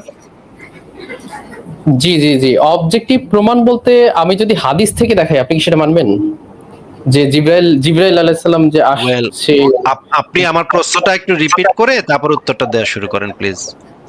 আপনি এটা মানবেন কিনা এটা আমি জানতে চাচ্ছি। আপনার প্রশ্ন উত্তর আপনি আপনি এটা মানবেন প্রশ্নটা কিনা? প্রশ্নটা আপনি রিপিট করে তারপর আপনার উত্তরটা প্রশ্নের দেওয়া শুরু করেন। আমি আপনার প্রশ্ন উত্তর দিচ্ছি তো, আপনি মানবেন কিনা অবজেক্টিভ প্রমাণ যে জানতে চেয়েছেন প্রশ্নটা ওনার কাছে কোনো। প্রশ্নটা একটু দয়া করে রিপিট করে তারপর উত্তরটা দেওয়া শুরু আরে করেন। ভাই, আমি কি আপনি কি জানতে পাগল চাচ্ছি? মতো এক কথা বারবার বলে যাচ্ছেন? আপনার প্রশ্নের উত্তরই দিচ্ছি, আপনি আবারও মানে বলছি, মানে বললেন না। আবারও বলছি, প্রশ্নটা একটু রিপিট করে তারপর আপনি উত্তরটা দেওয়া শুরু করেন মানবেন? প্লিজ। আপনি কি আমার কথা মানবেন? আপনি কি আমার কথা মানবেন? না মানলে প্রশ্নটা নাই, ডিলাই করলে মানবো সেটা কি আপনার। মানবো না সেটা পরের ব্যাপার।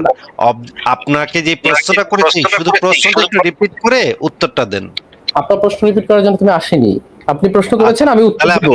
আপনি উত্তর আমি উত্তর মানে দেব। প্রশ্নটা রিপিট করবেন না নাকি? না, প্রশ্ন রিপিট করবো কেন? এটা না, আচ্ছা, আমাকে অবজেক্টিভ প্রমাণ কাকে বলে? অবজেক্টিভ প্রমাণ কাকে বলে একটু যদি বলতেন। আমি আপনাকে বলছি যে আমি আপনাকে বলছি যে আমি যে হাদিস থেকে দেখি সেটা মানবেন কিনা এটা আমি জানতে চাচ্ছি। আমি অবজেক্টিভ বলছি না প্রমাণ দিস ইজ কাকে অবজেক্টিভ, বলে? আমি এটা অবজেক্টিভ বলছি না প্রমাণ যে এটা কাকে বলে? অবজেক্টিভ প্রমাণ। আমি আপনার প্রশ্ন উত্তর দেওয়ার জন্য এখানে আসিনি তো, আমি আপনাকে অবজেক্টিভ পরীক্ষা দিতে প্রমাণ কাকে বলে? আমি অবজেক্টিভ আপনাকে প্রমাণ পরীক্ষা দিতে কাকে বলে আসিনি। যদি দয়া করে আমি একটু আপনাকে, বলতেন। আপনি অবজেক্টিভ টপিক প্রমাণ চেঞ্জ কাকে বলে করছেন, যদি আপনি টপিক চেঞ্জ করছেন, আমি পরীক্ষা দিতে আসিনি। আচ্ছা, আমি আপনার কাছে অবজেক্টিভ প্রমাণ চেয়েছিলাম। আপনি যদি অবজেক্টিভ প্রমাণ কাকে বলে এইটুকুই না জানেন তাহলে তো ভাই বিপদের কথা। তাহলে তো আপনাকে আবার অবজেক্টিভ প্রমাণ কি কাকে বলে সেটা আপনাকে আবার বুঝায় বলতে হবে। এই জন্য আপনার সুবিধার জন্য আমি আপনার কাছ থেকে জানতে চাচ্ছি যে অবজেক্টিভ প্রমাণ কাকে বলে সেটা আপনি অন্তত জানেন কিনা। আপনি যদি বলেন যে আমি দিব, আপনি কি মানবেন, আপনি কি মানবেন, আপনি কি মানবেন, এখন ভাই এইটা অবজেক্টিভ প্রমাণ কে মানবে কি মানবে না তা দিয়ে ভাই কিচ্ছু যায় আসে না। অবজেক্টিভ প্রমাণের জোরেই সত্য বলে প্রমাণিত হয়। এটা কোথাকার কোন আসিফ মানুক কি না মানুক তা দিয়ে কিছু যায় আসে না ভাই। যেমন ধরেন কিন্তু আপনাকে আপনি আমি তো একটা বললেন না আসিফ ভাই, আপনি মানবেন কিনা। ভাই আসিফ না মানলেও কিছু যাবে আসবে না। আপনি তো প্রমাণ দিয়ে ফেলছেন। যেমন আপনাকে একটা অবজেক্টিভ প্রমাণ আমি আপনাকে এই মুহূর্তে বলে দিচ্ছি। অবজেক্টিভ প্রমাণ কাকে বলে সেই জিনিসটা বোঝাবার জন্য বলছি। মনে করেন আমি যদি আপনাকে বলি যে পানির অণুকে ভাঙলে হাইড্রোজেন এবং অক্সিজেন পাওয়া যায়। আপনি বললেন ভাই এটা আমি মানলাম না, আপনি আমার প্রমাণ দেখান। তখন আমি আপনাকে ল্যাবরেটরিতে অক্সিজেন এবং হাইড্রোজেন আলাদা করে দেখায় দিলাম যে দেখেন এই যে পরীক্ষার মাধ্যমে পানির অণুকে ভেঙে আমি হাইড্রোজেন অক্সিজেন বের করলাম। এইটা হচ্ছে এক ধরনের অবজেক্টিভ প্রমাণ। বা ধরেন আরেক ধরনের অবজেক্টিভ প্রমাণ হতে পারে আমি যদি আপনাকে বলি ত্রিভুজের ৩ কোণের সমষ্টি ১৮০ ডিগ্রি। আপনি বললেন মানি না, এই ত্রিভুজ তো ৩ কোণ তো বিভিন্ন রকমের হইতে পারে। আপনি কেমনে বুঝলেন যে ১৮০ ডিগ্রি হইব, সববার যোগ করলে ১৮০ ডিগ্রি হইব, কেমনে বুঝলেন?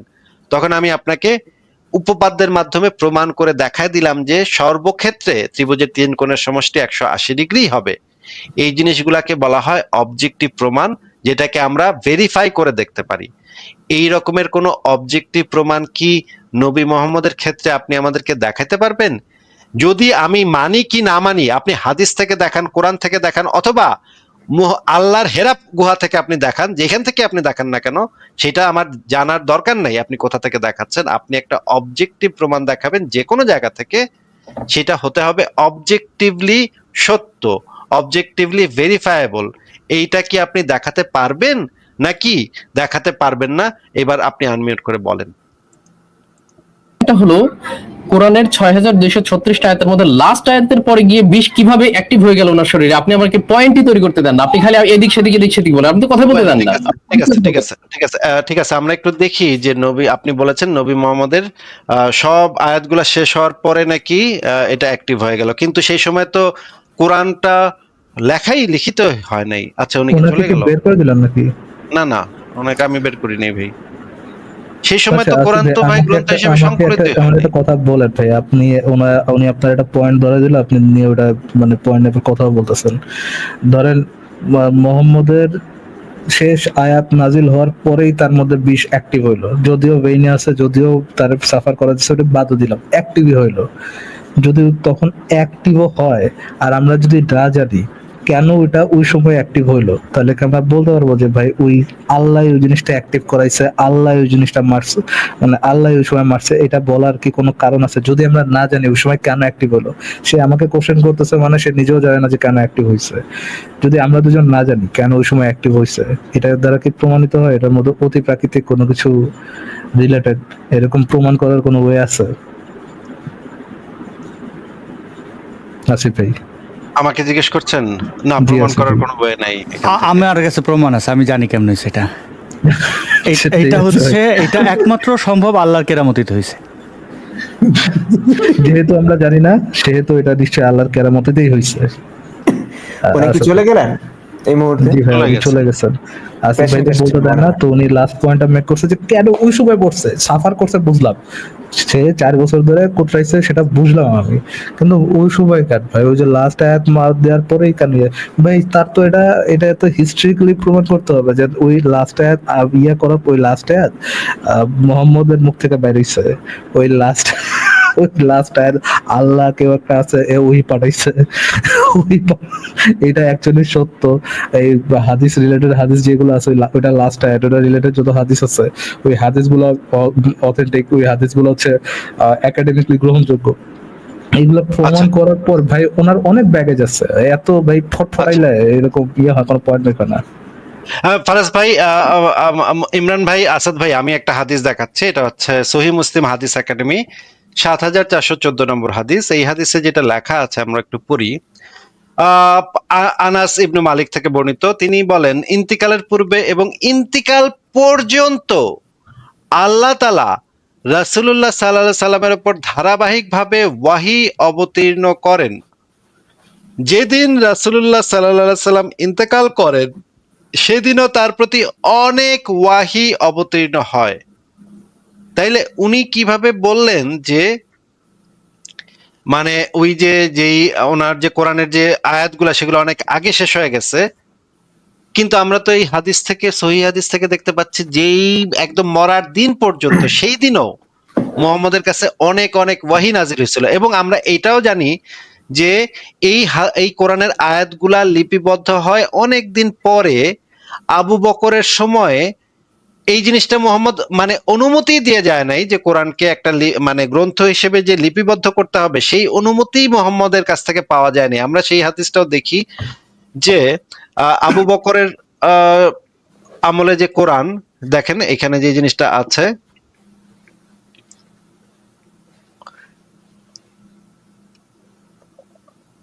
এখানে দেখেন যে এই জিনিসটা আছে যে না, এই হাদিসটা না। আচ্ছা, আমি দেখাচ্ছি, ওই হাদিসটা আমি বের করে দেখাচ্ছি যে এইটার তো অনুমতি মুহাম্মদের কাছ থেকে ছিল না। যে আসিফ মহিউদ্দিন ভাই, হ্যাঁ, আমি এখানে বলি, মানে যে কারণে ওনারা এই কথা বলেন, সূরা মায়েদার 3 নম্বর আয়াতের শেষাংশে আছে, আল-ইয়াউমা আকমালতু লাকুম দীনাকুম ওয়া আতমামতু আলাইকুম নি'মাতি ওয়া রাদিতু লাকুমুল ইসলামা দীনা। মানে আজ আমি তোমাদের জন্য দিনকে পরিপূর্ণ করে দিয়েছি, এই যে এই আয়াতটা। তো এই আয়াতের কারণেই এটা মানে বিদায় হজের ভাষণে উনি বলেছিলেন, এবং তখন এই আয়াতটা নাযিল হয়েছিল। আয়াতটা মাদানী, একদম শেষের দিকে। তবে এরপরেই রাসূল মারা গেছেন। কিন্তু হাদিস আবার ভিন্ন কথা বলছে, মানে একদমই জগাখুচি। মানে আমি শিওর, আমার যে অভিজ্ঞতা কোরআন হাদিস পড়ে, নবী বেঁচে থাকলেও কিন্তু তখন এই আয়াতের পরেও আরো আয়াত নাজিল হতো, কোনো মহিলাকে হয়তো পছন্দ হয়ে যেত, তাকে আবার বিয়ে করবার ব্যাপারে আল্লাহ আয়াত নাজিল করে ফেলতেন, এবং বহু কারবার হতে থাকতো এবং আয়াত নাজিল হতেই থাকতো। আপনি দেখেন এই যে সহিহ হাদিসের সঙ্গে কোরআনের মুফতি ভাই, আমি একটু ইসে সার্চ করলাম, চ্যাট জিপিটিতে সার্চ করলাম যে কোরআনের কোন আয়াত সর্বশেষ নাজিল হয়েছে।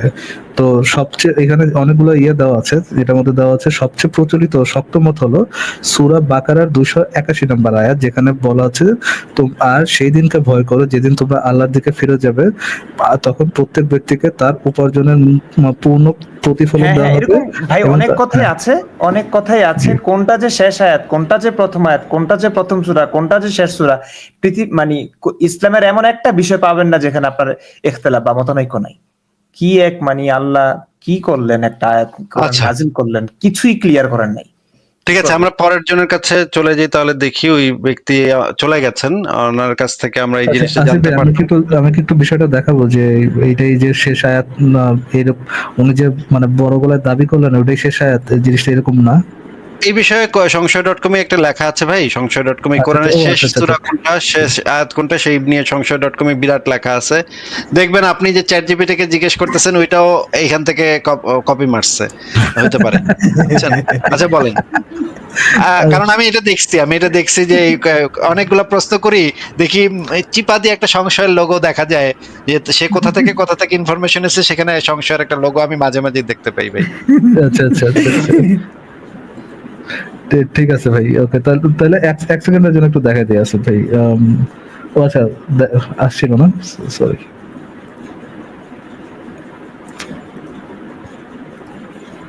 জি জি আসিফ ভাই, একটু যদি স্ক্রিনে নেন, এই যে এখানে দেখেন আমি লিখলাম কোরআনের কোন আয়াত সর্বশেষ নাজিল হয়। তো এখানে কোরআনের সর্বশেষ নাজিল হওয়া আয়াত মুফাসসিরের মতে কিছুটা মতভেদ আছে। এর মধ্যে সবচেয়ে প্রসিদ্ধ হচ্ছে এটা সূরা বাকারার 281 নম্বর আয়াত। সেই দিনের ভয় করো যেদিন তোমার আহ,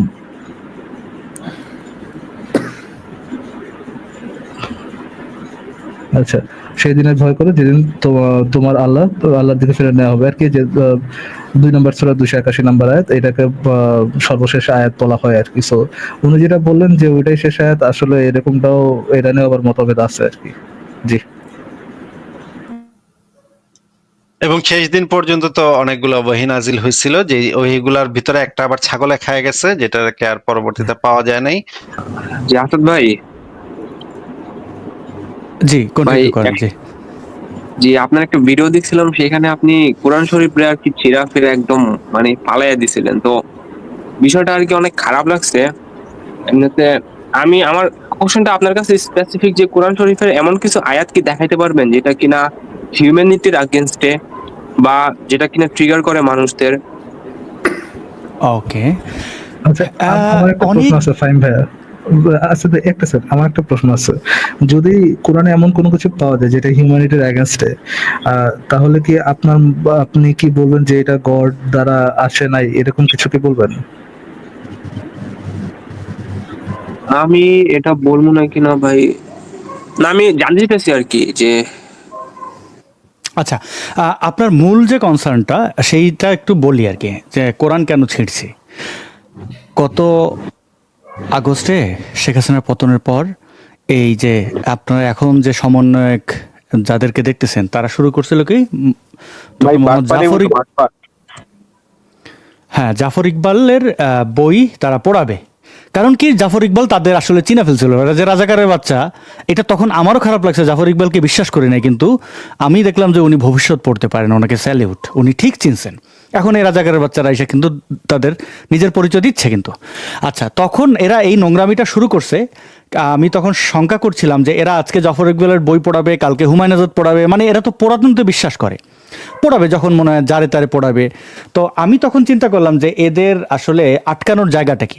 আমি কোরআনটা আসলে ছেড়ার কোনো উদ্দেশ্য আমার ছিল না। আমি হাতে নিয়ে আমি বলবো যে দেখো, সবার কিন্তু দুর্বলতা আছে। তো তোমরা যদি এই নোংরা চর্চা শুরু করো, তোমার কাছে যেরকম জাফর ইকবালের বই কোনো ব্যাপার না, আমার কাছেও ব্যাপার না, বই পড়াইলে আমার কি, কিন্তু তুমি যে চর্চাটা করতে চাইতেছো তোমার কিন্তু ধরা আছে। তো আমার হাতে বইটা ছিল, আমি ছিঁড়তাম না, ফ্লো অফ দ্য মোমেন্ট ছিঁড়ে ফেলছি, এবং ওইটা আমি ভিডিও থেকে কেটে দিতাম, কারণ আমি তো এটা লাইভ ছিল না, আমি তো এটা এডিট করছি। তো আমি যেহেতু ভারতে আমার পেশা ছিল সিনেমাটোগ্রাফি, তো ওই শটটা না আমার খুব ভালো লেগে গেছে। মানে ফ্লো অফ দ্য মোমেন্ট হইলো, ওইটা ফোকাস ঠিক ছিল, বইটা উইরে যেয়ে পড়ছে, ঠাপ করে একটা শব্দ হয়েছে, ওইটা আবার মাইক্রোফোন নিচেও একটা সেন্সেশন ছিল, ওই জন্য আমি এটা রেখে দিছি। এখন হচ্ছে যে কোরআনের মধ্যে আপনি, আচ্ছা ওইটা ছিল ওই ঘটনা, কোরআন আমি ছিঁড়ছি। এবার আপনি বলছেন যে কোরআনের মধ্যে মানবতা বিরোধী আছে কিনা। কয়টা বলবো ভাই, কয়টা? আপনি আসিফ ভাইয়ের লাইভে নিয়মিত শ্রোতা আমার মনে হচ্ছে, তো আপনি তো দেখতেছেনই মানে পদে পদে। আর এখানে তো আমাদের মুফতি ইমরান বিন বশির ভাই আছেন। এখন আপনি যদি বলেন, আমি বাইর করে করে আমার কাছে একটা নোটস আছে, যেই ভার্সগুলা আমাকে খুবই আহত করছে, এবং সেগুলো আমি সিরাত গ্রন্থ পড়তে হয়েছে ওগুলো বোঝার জন্য। মানে আচ্ছা ভাই, মানে সবচেয়ে বেশি ট্রিগার করে এমন 2-3টা দেখাইলেই চলবে, আমি পরে বাকিটুক দেখে নিব। এগুলো একদম, জি হ্যাঁ আসিফ ভাই বললে হবে, এগুলো কমন হবে। সূরা তো আবার 5 নম্বর আয়াত, 29 নম্বর আয়াত, তারপরে হচ্ছে গিয়ে সূরা আনফালের তো অনেকগুলো আয়াত আছে। সূরা আনফালের আয়াতগুলা মানে বলতে গেলে তো অনেকক্ষণ সময় লাগবে।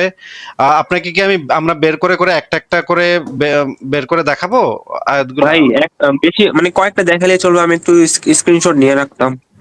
আচ্ছা, আমি আপনাকে প্রথমে লিস্ট বলি, যদি আপনি আপনার কাছে কোরআন থাকে, সূরা তাওবার 5, সূরা আনফালের 39, সূরা বাকারার 193, সূরা তাওবার 29, সূরা তাওবার 111, সূরা তাওবার 123। এগুলা কি আপনি নোট নিয়েছেন?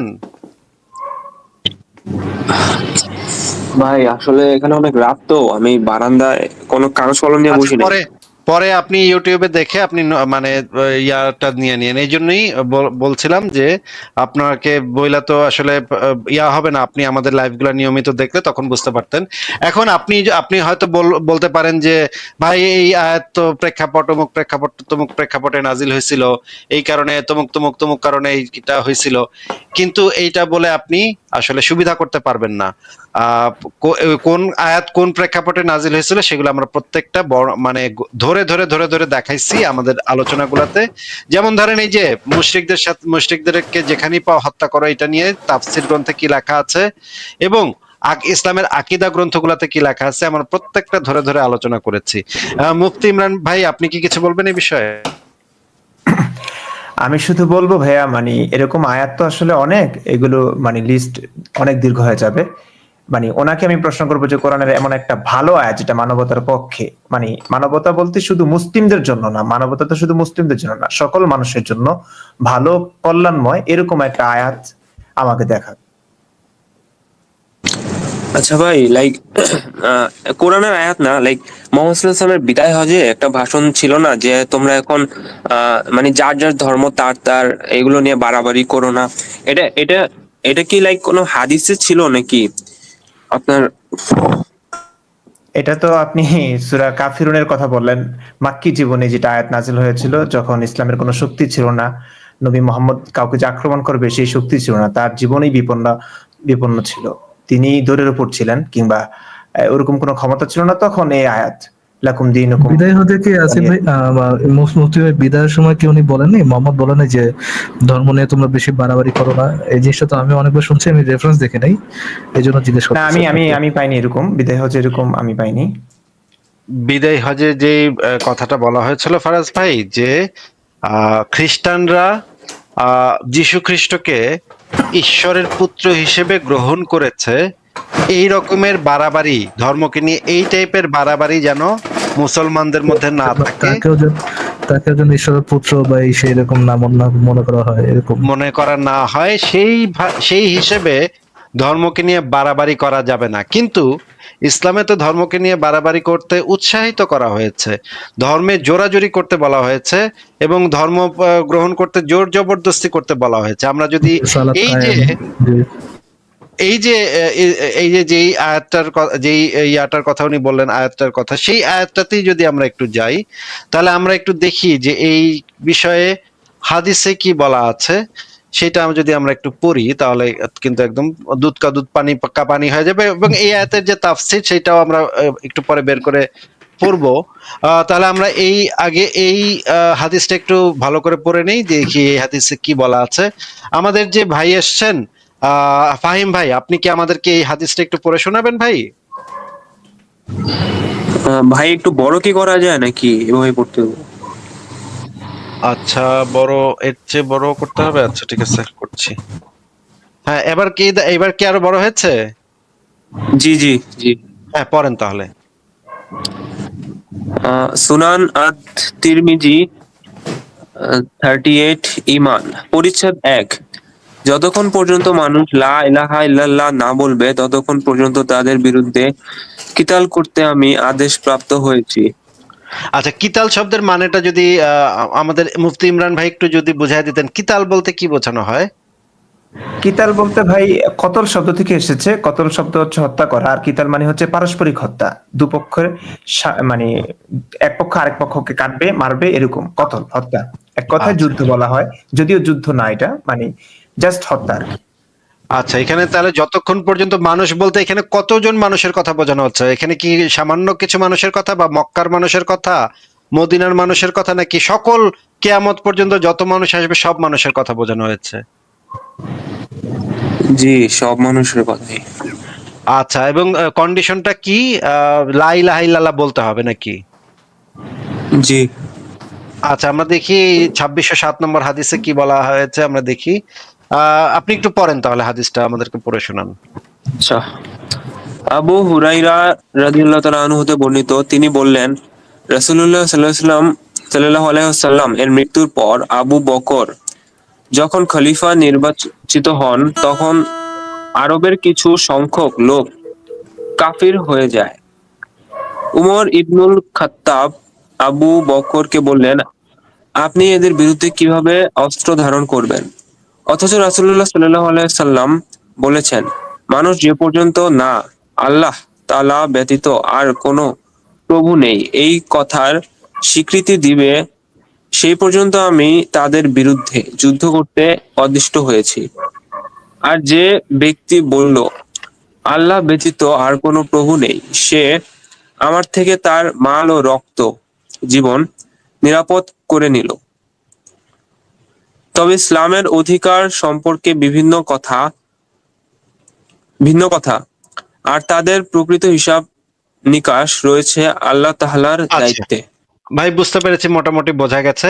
আপনি যদি একটু হাদিসটার মূল জিনিসটা, এটা একটা সহিহ হাদিস, আপনাকে দেখিয়ে দিচ্ছি। এটা একটা, এই যে দেখেন, আবু হুরায়রা থেকে বর্ণিত, এটা একটা সহিহ হাদিস, তাহকিককৃত সহিহ হাদিস। আপনি যদি আমাদেরকে এই হাদিসটার যে মূল, মুহাম্মদের যে মূল বক্তব্যটা, সেটা যদি একটু আমাদেরকে বুঝায় দিতেন, এখানে আসলে এই জিনিসটা দ্বারা কি বোঝানো হচ্ছে যদি একটু বলতেন। আসলে ভাই ইসলাম অ্যাকসেপ্ট করতে বলছে আর কি। যারা ইসলাম অ্যাকসেপ্ট করবে না তাদের বিরুদ্ধে হইতে বলছে, এই আর কি। নাকি কি করতে হবে তাদেরকে, কি করতে হবে ভাই? তাদের বিরুদ্ধে থাকতে বলছে, তাদেরকে হত্যা করতে তাদের শুধু বলছে, এরকম বিরুদ্ধে, কিছু কি? মানে মনে মনে আমি বিরুদ্ধে থাকলাম, এটা এটা তাহলে হবে? মনে মনে বিরুদ্ধে থাকলে এটা, এটা তো এখানে বলা হয় নাই ভাই। এখানে কি স্পেসিফাই করে বলেন একটু, যে তাদের কি করতে হবে? ভাই তাদের মারতে হবে আর কি, তাই না? কতল করতে হবে। তাদের মাল এবং রক্ত এই দুটা, মানে এই দুটার উপর আক্রমণ করতে হবে নাকি? সে আমার থেকে তার মাল ও রক্ত নিরাপদ করে। জি জি। মানে কেউ যদি লা ইলাহা ইল্লাল্লাহ বলে তাহলে সে নিরাপদ হবে, এছাড়া আর কেউ নিরাপদ নয়। সারা পৃথিবীতে সবাই অনিরাপদ। যারা যতক্ষণ না মানুষরা বলবে লা ইলাহা ইল্লাল্লাহ, এইটা না বলা পর্যন্ত সব মানুষের জীবন, মাল এবং রক্ত অনিরাপদ হয়ে গেল নাকি? আচ্ছা আচ্ছা ভাই, তাহলে এই কথাটার কি কোনো ভিত্তি নাই যে মোহাম্মদ সাল্লাল্লাহু আলাইহি ওয়াসাল্লাম আসার আগে আরবের অবস্থা অনেক খারাপ ছিল, মানুষ অযথা লুটপাট সেটা মারামারি সেটা ভাই আরেকটা আলোচনা, ওইটাতে গেলে আরেকটা জিনিস আনতে হবে। আমরা আগে এই জিনিসটা একটু শেষ করে নিই। এই জিনিসটা শেষ না করে তো ভাই আরেক আলোচনাতে যাওয়া যাচ্ছে না, আগে এটা একটু শেষ হোক। তাহলে এইখানে কি ভাই জোর জবরদস্তি হচ্ছে নাকি হচ্ছে না, একটু যদি বলতেন ফাহিম ভাই। জি ভাই, জোর এখানে জবরদস্তি। জোর জবরদস্তিটা কত কি মানে? আচ্ছা আপনি একটু বলেন তো, ইসলামে মুরতাদের শাস্তি কি বলেন তো? মুরতাদ মানে? মুরতাদ মানে কেউ যদি ইসলাম ত্যাগ করে তাদেরকে মুরতাদ বলে। ভাই বিভিন্ন বিভিন্ন ইয়া আছে আর কি, বিভিন্ন রীতিনীতি আছে। তার না, মধ্যে এটা একটা যেটা বিভিন্ন রীতিনীতি নাই ভাই। একটাই নিয়ম, যে তাকে কতল করতে হবে, তার গর্দান উড়াইয়া দিতে হবে। ইসলামের আকীদা, ইসলামের মানে বিধান হচ্ছে তার গর্দান উড়াইয়া দিতে হবে। এটা স্বয়ং নবী মুহাম্মদের কথা। আপনি এটা জানেন না? ভাই জানি। তাহলে এখানে কি জোর জবরদস্তি হইলো নাকি হইলো না, বা বল প্রয়োগ বা ভয়ভীতি প্রদর্শন হইলো নাকি হইলো না? জি হইলো ভাই, হইলো, বুঝছি। তাহলে তাহলে তো ওই যে ধর্মের জোর জবরদস্তি নাই, সেই আয়াতটা তো মানসুক একটা আয়াত। এটা তো তাফসীরেই লেখা আছে যে এটা একটা মানসুক আয়াত, যেটা প্রযোজ্য হবে শুধুমাত্র যারা জিজিয়া দিতে রাজি হবে তাদের ক্ষেত্রে প্রযোজ্য হবে, আর কারো ক্ষেত্রে এটা প্রযোজ্য হবে না। আপনি তাফসীর কোনটা পড়েছেন, এই যে ধর্মের জোর জবরদস্তি নেই, যার যার দিন তার তার, এগুলার তাফসীর পড়েছেন? না না ভাই। আচ্ছা ঠিক আছে ফারাজ ভাই, আজকে আমি তাহলে বিদায় নেই, আপনারা তাহলে শেষ করে দিন। আসাদ ভাই, মুফতি ইমরান ভাই, আপনাদের দুজনকে অনেক ধন্যবাদ আমাদের লাইভে আসার জন্য। আমি তাহলে আজকে বিদায় নিলাম ভাই, শুভরাত্রি। ফারাজ ভাই আপনি কি আছেন, শুনছেন? জি আসিফ ভাই, আমি আছি ভাই। তাহলে আমি বিদায় নিলাম, গুড নাইট দিলে। জি আসিফ ভাই অনেক ঠিক ধন্যবাদ। আছে, আর ঠিক আছে, এটা ভাইয়া। আপনাদের লাইভ না, আমাদেরই লাইভ, আমরা তো আমরাই। হ্যাঁ, জি ঠিক আছে, ঠিক আছে, গুড নাইট ভাই তাহলে। জি ভাই ভাই। গুড আসিফ ভাই। আসাদ ভাই, মুফতি ভাই, আমি আপনাদের কাছে হাম্বলি একটা কথা বলি। আমি মাঝে মাঝে একটু পকর বকর বেশি করি। আপনাদের যদি কোনো পয়েন্ট মেক করা থাকে প্লিজ আমাকে স্টপ না করে না দিয়ে না, ঠিক আপনাদের আছে, point ঠিক out আছে, করুন। আমরা এখানে এসেছি তো কথা শোনার জন্য। আমি না, শুনি মাঝে মাঝে। মুফতি সাহেব যদি আপনি কথা শুনতে আসেন, হ্যাঁ, তাইলে ভাই আমি চলে যাই। আপনি চলে যান। না আসলে মানে এই মানে যাদের আমার কাছে মনে হয় ভাই, যাদের মাথায় একটু হলেও ঘিলু আছে, প্রত্যেকের প্রশ্ন একই, ঠিক আছে? আমাদের এখানে আমরা জানি সবাই, হয়তো আমি আরবিতে পড়েছি, আপনারা বাংলাতে অনুবাদ করেছেন। এমন না যে ভাই সেক্সের অর্থ বাংলাতে অন্য কিছু হয়ে যাবে, হ্যাঁ, আর ইংরেজি অর্থের অন্য কিছু হয়ে যাবে। আরবিতে জিমা যেটাকে বলে, এটার অর্থ বাংলাতে চুমু হয়ে যাবে, এমনটা তো না যেটা করে। তো আমরা সবাই জানি, অন্তত এখানে যারা আছেন কথা বলছেন, আমরা সবাই আলোকিত এবং সবাই সংশয়বাদী, কিংবা আপনারা হয়তো নাস্তিক ফিনিশ লাইনে পৌঁছে গেছেন। আমি যদি সেটা দাবি করছি না, কারণ অনেক কারণই আছে, আমি সেটা বলতে চাই না, আমার ভিতরে সেটা সুপ্ত থাকুক। কিন্তু আমি কিন্তু ইসলাম কিন্তু মুফতি সাহেব, আমরা আলোকিত হলেও কি নুরানি হতে পারবো? ওই একই কথা ভাই। ইমরান ভাই আমি একটু এখানে যোগ করি, দেখেন এই চিন্তাশীল মানুষদের মধ্যে একটা আপনি মজা পাবেন। আপনি ধর্মে বিশ্বাস করেন কি করেন না, আপনি কোন ধর্মে বিশ্বাস করেন, এটা আপনি মুখে বলতে হবে না, বরং ধার্মিকদের বারবার প্রমাণ করতে, আমি ধার্মিক, দেখো নামাজে গেলাম, দেখো এই মাথায় জি, টুপি, দেখো কালা দাগ হয়ে গেছে। আসলে এখানে মুখে বলতে হয় না যে আপনি কি, এইগুলো মানুষ বোঝে, মানে কারা বোঝে, যারা চিন্তাশীল মানুষ তারা ঠিক বোঝে যে কে কিরকম। এবং এইখানে দেখবেন যে আসিফ ভাইয়ের লাইভে উনি ঢুকলে এই যে যেমন একটু আগে কারে বললেন যে গরু রায়হান, হ্যাঁ, কণ্ঠশুনে মানে ওনার এগুলো হয় কি ইন্দ্রিয়গুলো এতটা স্ট্রং হয়ে যায়, একটা পরে বোঝা যায় কে ধার্মিক কিনা, বা আমি তো এখন বুঝতে পারি ফ্যানাটিক কিনা, এটা বোঝা যায়, কেমনি যেন বোঝা যায়, চেহারা দেখলেই বোঝা যায়। আর এই যে মাত্রাযুক্ত হয়েছে না, মানে ধরেন আসিফ ভাই এক স্টাইলে উনি এই সঞ্চালনা করেন, ফারাজ ভাই একটু আগে বলছিলেন যে বকর বকর করেন এই তো ফর্মালিটিতে চলে গেলেন। আসলে না, সব কিছুর দরকার আছে, এক একটা সেক্টরে এক একজন। এই যে মুফতি ইমরান বিন বশির ভাই, আপনি যে জায়গাটা আপনি আলোকিত করেছেন, যে জায়গাটা, ওই জায়গাটা কিন্তু আমাদের গ্যাপ ছিল।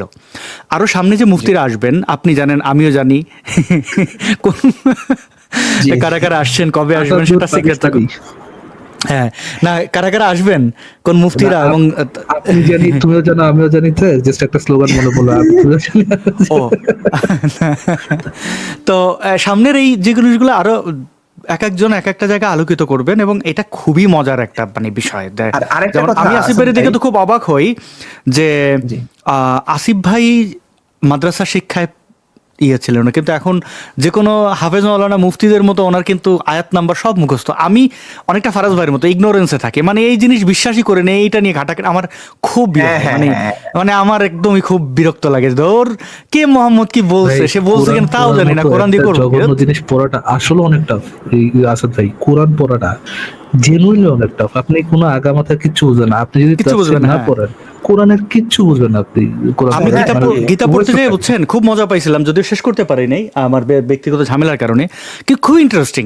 মানে বা এই যে মহাভারত আপনি ধরেন, এইটা তো যে কেউ, মানে এটা হিন্দু ধর্মের মানুষও বোধহয় আমি জানি শিওর যে তারা এটা বিশ্বাস করে না যে এটা ঘটছিল, মানে ওইভাবে তো যুদ্ধ হওয়া সম্ভব না। তো আচ্ছা, তো এই আবার অনেকে করতে পারেন, কিন্তু ওই কাহিনীর মধ্যে না মজা আছে। কিন্তু আরবের কাহিনী না, মানে আমরা তো আরবের না, এই না আগামাতা কিচ্ছু বুঝি না, বিরক্ত লাগে এই তাফসির। আমার এই সময়টা আমি খুব মানে, আপনি যদি আমাকে বলেন ভাই আমি জেলে যাবো কিনা, এখন কোনো আগামাথা নাই কোনো এক্স্যাক্টলি আমি ওইটাই বলতেছি ভাই। আপনি যদি আমার বলেন, জিজ্ঞেস করেন যে আসাদ আপনি জেলে যাবেন কিনা, আমি বলবো না ভাই, ওখান থেকে বাইরে শিখবো, ওই খুবই জঘন্য কাজ। আর যখন আমি ইসলাম ত্যাগ করি তখন আমার কিন্তু এই যে আয়াতগুলো, ওই যে ভাই প্রশ্ন করেন, আমি নোটসে এখনো আমি সম্ভবত পাবো, আমি ওই আয়াতগুলারে তন্ন মানে বিশেষ করে নবীর এই যে বিবাহ টিবাহ আছে না, এইগুলা ভাই আমি মাইনেই নিতে পারি না যে এটা হইতেই পারে না।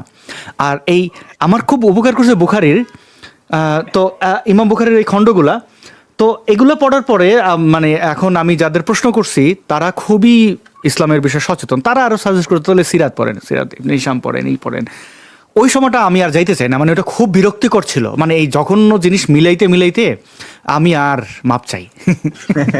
জি জি জি আসাদ একটা ভাই, সময় এরকমটাই আমাদেরকে আসলে অনেক tough, জি। সাধারণ মানুষকে বলতেন হুজুররা যে কোরআনে তাফসির পড়ো, কোরআন তো এমনিতে বোঝা যাবে না। প্রথমে তর্জমা পরে কিছু মানুষ দাবি করছিল আমাদের কাছে যে হুজুর কিচ্ছু বুঝে না আগামাথা। তো আমরা তো বুঝতাম যে আসলেই তো এমনটাই। তো আমরা বলতাম যে তাফসির পড়ো। তো তাফসির পড়তে গিয়ে তারা এমন কিছু পেয়েছে, মানে কোরআনের ডিটেলসে তো ওইখানেই ব্যাখ্যা বিশ্লেষণ করা হয়েছে এবং হাদিস আনা হয়েছে। তাফসির পরে এদের সন্দেহ আরো বেড়ে গেছে। তখন আমাদের কাছে বলতো হুজুর তাফসির পরেও তো দেখলাম যে আমি একটা গল্প বলি, মুফতি ভাই, আমি একটা যে তাফসীর পরে একটা গল্প বলি। আম, আমাকে একটা সময় একটু প্রেশার দেওয়া হয়েছিল ইসলামিক হওয়ার জন্য, হ্যাঁ। তো আমাকে আমার কিছু ফ্রেন্ড একটা মসজিদে নিয়ে গেছিল এবং ওইখানে হচ্ছে জানাই নেই, অন্য কাউকে কিছু জানাই নেই, কিছু ফ্রেন্ড নিয়ে যায় আমাকে বলছে যে এখানে অনেকগুলো বই আছে, তুমি একটা বই পড়তে পারো। তো মোটামুটি ভালো একটা মসজিদ ছিল, তো ওইখান থেকে আমি তাফসীর ইবনে কাসিরটা পড়া শুরু, মানে সরি, তাফসীরের জালালাইনটা পড়া শুরু করছি, কারণ আমি জানি কোরআন পড়ে কোনো লাভ হবে না। সরি, জালালাইন না, জাকারিয়া, তাফসীর ইবনে জাকারিয়ার তাফসীরটা পড়া শুরু করেছিলাম। তো জাকারিয়ার শুরু করছিল নতুন, হ্যাঁ। হ্যাঁ মোটামুটি নতুন, এটা কিন্তু মানে লেটেস্ট, আমি ভাবছি এটাই এটার মধ্যে ভুল ভ্রান্তি কম থাকবে, সবচেয়ে ভালো এইটাই হবে, আমি তখন ওটাই মনে করতাম। আর তাফসীরের সাইজটা মোটামুটি ছোট, তো ওটা পড়া শুরু করলাম। সূরা ফাতিহার আমি তাফসীর পড়া শুরু করেছি, বুঝছেন। তো তো আমি প্রথমেই পড়লাম সূরা ফাতিহা নিয়ে একটা গপ্প লিখছে উনি, জাকারিয়া সাহেব। তো গপ্পটা কি? গপ্পটা হচ্ছে যে মুহাম্মদের কিছু সাহাবী কোথাও না কোথাও থেকে কোথাও না কোথাও ভ্রমণ করছিলেন। এর মাঝে তারা একটা গোত্রের কাছে যে খাবার চাইছে, তাদের খাবার দেয়নি, মুহাম্মদের সাহাবীদের খাবার দেয়নি। আচ্ছা ফাইন। তো ওইখানে ওই গোত্রের কয়েকদিন ওই গোত্রের পরের দিনে একজন ব্যক্তিকে সাপে কামড়ায়। তো সাপে কামড়ায়, তো তারা ওঝা টোঝা খোঁজার জন্য দৌড়াদৌড়ি করতেছে, তাকে কিভাবে সাপ মুক্ত মানে বিষমুক্ত করবে। তো তাদের ওই সাহাবীরা তাদের কাছে এর মধ্যে একজন সাহাবী যায় বলে কি আমি এই বিষ নামাই দিতে পারবো। কিভাবে নামাবা? আমি নামাই দিচ্ছি বলে কাছে গেলেন, কিছু সূরা ফাতিহা পরে ফু দিলেন, আর বিষটা অটোমেটিক নেমে গেছে। হ্যাঁ, সূরা ফাতিহার শেফায় বিষ নেমে গেছে। এবং ওই সাহাবী নিজেও জানতেন না যে এটাতে কাজ করবে। উনি শুধু ঈমান রেখে সূরা ফাতিহা পরে ফু দিছে এবং এতে বিষ নেমে গেছে। আমি এটা পড়ে ভাই, এই বুলশিট পড়ে আমার ঈমান আসবে? এই বুলশিট আমাকে বিশ্বাস করতে হবে? এরপরে ওই সাহাবীদের খাইতে দিচ্ছে। মানে কি যে বিধিগ্রস্ত অবস্থা। আপনারা যদি কেউ তাফসীরে জাকারিয়া পড়েন, আপনারা এই গল্পটা পাবেন আর কি, মজার গল্প। ভাই এরকম আমি 3টা মসজিদ ইমামতি যখন করেছি, এই 3ও মসজিদ ইমামতি এমন মানে যখন করছিলাম, তখন কিন্তু আমার মনের অবস্থা ওই সংশয়বাদী ছিল। তার মানে হচ্ছে আমি মুরতাদি ছিলাম ইসলামিক দৃষ্টিকোণ থেকে। আমার পিছনে যারা নামাজ পড়েছে এত বছর ধরে, 6 বছর, প্রায় 6 বছর ধরে আমার পিছনে যত মানুষ নামাজ পড়েছে, প্রত্যেকের নামাজই কিন্তু হয়নি, কারো নামাজ হয়নি, কারণ আমি একজন মুরতাদ। আমি সংশয়বাদী, যেহেতু ইসলাম নিয়ে যথেষ্ট সংশয় আছে, আমার অনেক প্রশ্ন উত্তর পাইনি, আমি সংশয়বাদী ছিলাম। এবং শেষ দিকে সংশয়টা যখন বেড়েছে, আমি কোনো আলেমের কাছে উত্তর পাচ্ছিলাম না, তো আমি চূড়ান্ত সিদ্ধান্তে উপনীত হয়েছিলাম যে না, এই ধর্মটা আসলে মানা যায় না। তো তখন এমনও গেছে যে আমি উজু করিনি, ঠিক আছে, উজু না করে নামাজ পড়াতাম। এনাম জানে, এমনকি কি বলবো, মানে কোনো ক্ষেত্রে যদি কি বলবো, মানে মাস্টারবেশন কিংবা স্বপ্নদোষ হতো, মানে গোসল ফরজ, আমি সেই অবস্থায় কিন্তু ফজর নামাজ পড়িয়ে ফেলেছি। তো সমস্যা তো হয়নি। তো এগুলো ভাই, আমার আপনি তো জাহান্নামে যাবেন, কজনের সাথে নিয়ে যাবেন আপনি? নাউজুবিল্লাহ। তো ব্যাপার খটকা লাগছিল যে এই যে আমি এতগুলো বছর, মানে আল্লাহ কি জানে না যে আমি একজন সংশয়বাদী, কিংবা উজু টুজু ছাড়াই নামাজ পড়াচ্ছি, কিংবা গোসল ফরজ, সেই অবস্থায় মসজিদে ঢোকা পর্যন্ত পাপ গুনাহ, সেই অবস্থায় আমি মানুষের নামাজ পড়াচ্ছি। তো উনি তো বলে দিতে পারেন মানে কোনোভাবে এটা। তো আমার এটা তো সব প্রায় মানে সবাই না, বেশিরভাগ ইমামরা এটা করেন, অজু টুজু করেন না। কারণ আমার এই বাংলাদেশের সেলিব্রিটি যারা ওয়াজি আছে, তাদের ভাই মোহাম্মদই তো যখন হচ্ছে কি আপনার মসজিদে যেত, তখন তার গায়ের মধ্যে, তার জামার মধ্যে সিমেন্ট স্টেইন লেগে থাকতো, ওইটার স্টেইন লেগে থাকতো আর কি, দাগ লেগে থাকতো। আয়েশা খোটায় ওটা বলে উঠাইতো, মানে চিন্তা করেন, খোটায় উঠাইতো, মানে কি ওটা জমতে শক্ত হয়ে গেছে। আয়েশা তার যে শিশু বাচ্চা বউ, ওটা আঙ্গুল দিয়ে খোঁচায় উঠাইছে, উঠায় পানি দিয়ে ইয়ে করছে, পানি দিয়ে একটু টাচ করছে এবং ওটার পানির দাগ লেগে আছে। এবং ওই জামা পরে সেই লোক আপনাদের নবী মসজিদে গেছে, যায় লোকজনের সাথে কোলাকুলি করছে। চিন্তা করেন, ওস্তাদ নিজে আপনার তো দাগ লেগেছিল না ভাই, আপনি তো দাগ লাগার অবস্থার মধ্যে ছিল না, আপনার নবী তো টপ করে ফেলাইছে ভাই। সেটাই। তো আমি যেটা বলছিলাম এই ফারাজ ভাই, তা আমার কাছে আমি যখন মুন্সিগঞ্জে আমি প্রায় 1.5 বছর ছিলাম ওখানে, ওখানে প্রসিদ্ধ হয়ে গেছে যে আমার ঝাড়ফুঁকে কাজ হয়। এমনকি অনেক দূর দূরান্ত থেকে এলাকা থেকে বাচ্চাদেরকে নিয়ে আসতো আমার কাছে, অনেক অনেক, আমার মুয়াজ্জিন বলতে পারবে সত্য না মিথ্যা। তো এটার ব্যাপার হচ্ছে যে মানে আমি তখনও কিন্তু আমি সংশয়বাদী, তো আমার সংশয়টা বৃদ্ধি পেয়েছে দেখুন কিভাবে। তো আমার কাছে আসলে আমি অবাক হতাম যে ওই মসজিদের ইমাম আছে, মসজিদ আছে, ওনার কাছে না গিয়ে কয়, হুজুর আমি আপনারটা কাজে লাগে। আমি বললাম কি রে ভাই, আমি ভিতরে ভিতরে তো মানিয়ে নেই সব, তো আমার ফুয়ে কাজ হচ্ছে কিভাবে? তো মানে অবাক লাগতো আমার কাছে। তো পরবর্তীতে সাইকোলজির ব্যাপারটা আসলে অনেক পরে বুঝেছি আমি। তো ব্যাপারটা হচ্ছে যে শেষে আমি চাঁদপুরেই ইমামতি করেছিলাম আমার বাড়ির কাছাকাছি, প্রায় এখানেও প্রায় 1.5 বছর। ওই এনাম আমার পাশে ছিল।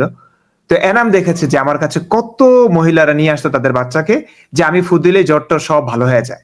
এমনকি এমনও হয়েছে আমি গ্রামে দেখেছি, আহারে কত সরল মনা মানুষেরা। মানে এদের গরুর দুধ ওরা দোয়াতে পারছে না। ও কি হয়েছে, মানে সাপ কেটেছে, সাপে নাকি ওই স্তনগুলো গরুর ওলাঞ্চে ওখানে পেঁচিয়েছিল, যে কারণে সাপ দুধ খেয়ে ফেলেছে, এরকম কিছু কিছু। তো আমাকে বলেছে যে ঝাড়ফুঁক দেওয়ার জন্য। তো এটা করলে আমি মানে এমন এমন বিষয় নিয়ে আসতো ঝাড়ফুঁকের জন্য, মানে আমার মানে এই শহরে থাকা অবস্থা আমি জানতামও না যে মানুষ এই সমস্ত বিষয়ের জন্য হুজুরদের কাছে যায় ঝাড়ফুঁকের জন্য। মানে তাদের বিশ্বাস, সরল মনা মানুষ, মানে কোরআনের মধ্যে সবকিছু সমাধান আছে, এবং যত বড় রোগ হোক না কেন, যত বড় সমস্যা হোক না কেন, ছোট থেকে ছোট, বড় থেকে বড়, সব সমস্যার সমাধান কোরআনে আছে এবং হুজুরদের কাছে আছে। কিছু মানুষ এমন বিশ্বাস করে। তা আমি তো কি করতাম, মানুষ বিশ্বাস নিয়ে আসছে, তো আমি মানে কাচুমাচু করে দোয়া কিছু মানে কিছু একটা পড়ছি, ফু দিয়ে দিচ্ছি, আসলে আমি কিছু পড়ছি না। কিংবা এমন হতে পারে ভাই, এটা বেশি খারাপ শোনা যাবে, আমি মনে করি আজে বাজে গান টান গেয়েছি, হিন্দি গান, মানে মানুষটাকে বোঝাচ্ছে আমি কিছু একটা পড়ছি। কি করব, মানুষ ও মা 2 দিন পরে এসে বলে, হুজুর আল্লাহর রহমতে আপনার ফুতো কাজ হয়েছে। তখন আমার সন্দেহটা বেড়ে গেল, কি রে ভাই, আমি তো কিছুই পড়লাম না, কোরআনের আয়াত পড়লাম না, হাদিস পড়লাম না, এরা বলছে, মানে কতটা বিশ্বাস নিয়ে বলছে জ্বর ভালো হয়েছে, এবং সত্যিকার অর্থে। পরে আমি জিজ্ঞেস করতাম কৌতূহলী হয়ে যে ভালো হয়ে গেছে, আচ্ছা আচ্ছা, যাক আলহামদুলিল্লাহ, মহান আল্লাহ পাকের ইচ্ছা। তো আমি বলতাম যে আপনি আর কি করেছেন, ডাক্তার কাছে গেছিলেন? হ্যাঁ গেছিলাম। তখন আমি বুঝলাম যে চিন্তা করুন, এরা আমার কাছে ফুয়ের জন্য আসলো এবং সাথে সাথে ডাক্তারের কাছেও গেছে। এখন আমার ফুয়ে ভালো হয়েছে নাকি ডাক্তারের কাছে যাওয়ার কারণে ভালো হয়েছে, তো এরা এই জিনিসটা পর্যন্ত বুঝে না ভাই। তো কি করবো, এদেরকে কিভাবে যে বোঝাবো, আমি তার বলতেও পারছি না যে ভাই আপনি, মাঝে মাঝে কিছু লোককে আমি বলেছি যে আপনি ডাক্তারের কাছে গেছেন, ওষুধও নিয়েছেন, এবং কিছু রোগ আছে না, পেট ব্যথা, এগুলো জাস্ট কয়েক ঘন্টার থাকে, একদিনের থাকে, এগুলো এমনিতেই ভালো হয়ে যায়, আপনি ডাক্তারের কাছে যান বা না যান এমনিতেই ভালো হয়ে যায়। আমাদের কত ছোটখাটো অনেক রোগ শোক হয়, এমনিতেই ভালো হয়ে যায়, আমরা ডাক্তারের শরণাপন্ন হই না, ব্যাস হয়ে যায়। তো তারা 2 দিন পর, 3 দিন পর, 1 সপ্তাহ পর এসে তারা বলতো যে ভালো হয়ে গেছে। এর মধ্যে কিন্তু ডাক্তারের কাছে গেছে, আবার কবিরাজের কাছেও গেছে। এবং বিশেষ করে আমি মানে এটা তো আমার অনেক অবাক করা বিষয় ছিল যে আমি এখানে কিছুই পড়লাম না, হ্যাঁ কোনো ফুটু দিলাম না, তারপরেও ওরা বলছে ভালো হয়ে গেছে। এদিক দিয়ে আবার ডাক্তারের কাছেও গেছে, তো ডাক্তারের ওষুধই হয়তো ভালো হয়েছে, কিংবা আপনি ভালো হয়েছে, কিন্তু ক্রেডিটটা দিচ্ছে তখন আল্লাহকে, ইসলামকে এবং হুজুরদেরকে। মানে তখন আমি বুঝলাম যে ধর্ম ব্যবসাটা কি, মানে কত রমরমা একটা ব্যবসা। এখানে কিছু পড়া লাগে না, মানে মানুষ এমনিতেই আপনাকে হিরো বানিয়ে দিবে, এমনিতেই ক্রেডিট আপনাকে দিয়ে দিবে। ওই এমবিবিএস ডাক্তার হতে কত বছর পড়াশোনা করা লাগে, কত টাকা খরচা করা লাগে, তার প্রেসক্রিপশনে ভালো হলো, কিন্তু ক্রেডিটটা এসে আমাকে দিচ্ছে যে হুজুর আল্লাহর রহমতে আপনার ফুয়ে ভালো হয়েছে।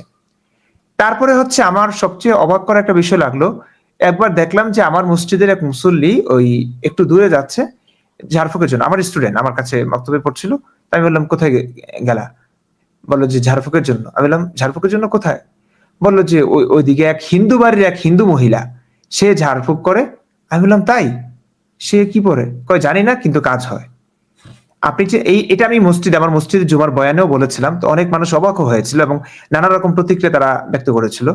তো আমি বলেছিলাম এই কারণে, মানে আমি তখন ইসলামিক দৃষ্টিকোণ থেকে বুঝিয়েছিলাম যে হিন্দুর কাছে যাওয়াটা ঠিক না। কিন্তু আমার ভিতরে ভাই খটকা, বড় খটকা, যে অসংখ্য মানুষ বিশ্বাস করছে যে হিন্দুর কাছে, হিন্দুর যে ঝাড়ফুঁক মন্ত্রতন্ত্র, সেসবে তারা সুস্থ হচ্ছে, তাদের সমস্যা দূর হচ্ছে। অথচ তারা তো আল্লাহর নামই নিচ্ছে না, কোরআন হাদিসের কিছুই পড়ছে না। তো এই ঝাড়ফুঁকে যদি তাদের দাবি অনুযায়ী তারা যদি ঠিক হয় যে আসলেই সুস্থ হচ্ছে, তারা তাদের সমস্যা দূর হচ্ছে হিন্দু তন্ত্র মন্ত্রে, তাহলে কি কোরআন হাদিস মিথ্যা? মানে তারা তো কোরআন হাদিসের কিছুই পড়ছে না, তো তাদের তন্ত্রমন্ত্র কিভাবে কাজ করছে? তো কাজ করলেই কি তারা সত্য হয়ে গেল? মানে অনেক সংশয়ের শেষ নাই, আমার প্রশ্নের শেষ নাই। আমি উপলব্ধি করেছি এই ব্যাপারগুলো। তখন আমি একটা জিনিস বুঝলাম, সাইকোলজির ব্যাপারটা। আসলে মানুষ যখন একটা জিনিস বিশ্বাস করে, এই বিশ্বাসের কারণে কোনোভাবেই যদি এটা হয়ে যায়, কোনোভাবেই যখন একটা মানুষের রোগ মুক্তি হয়, ডাক্তারের কাছে গিয়ে হোক কিংবা আপনা আপনি হয়ে যাক প্রাকৃতিক কোনো কারণে, কিংবা কোনো খাদ্যাভ্যাসের কারণে তার রোগ প্রতিরোধ ক্ষমতা বেড়ে গেছে, তখন তার ছোটখাটো রোগটা এমনিতেই সেরে গেছে, যে কারণেই হোক, অনেক কারণ থাকতে পারে, সেটা হয়তো স্পেশালিস্ট যারা আছেন তারা ভালো করে বোঝাতে পারবে। কিন্তু দিন শেষে মানুষ ওই যে ধর্মকে ক্রেডিট দিবে, আল্লাহকে দিবে, মোল্লাকে দিবে। তা আমি এগুলো ফিল করেছি ভাই। আমি 3টা বছর 3 মসজিদ ইমামতি করেছি, প্রায় 6 বছর। এই 6 বছরে আমি অসংখ্য মানুষকে ঝাড়ফুঁক করতে হয়েছে বাধ্য হয়ে, কারণ ইমামদের কাছে বিশ্বাস নিয়ে আসে, আমাদের করতে হয়। কিন্তু তারা সবাই আমাকে বলেছে যে হুজুর আল্লাহর রহমতে ঠিক হয়ে গেছে, ঠিক হয়ে গেছে। তখন কিন্তু আমি ইসলামে বিশ্বাসী না, আমার সংশয় আছে, আমি এক কথায় মুরতাদ। তো এগুলো আমি ফিল করেছি আসলে।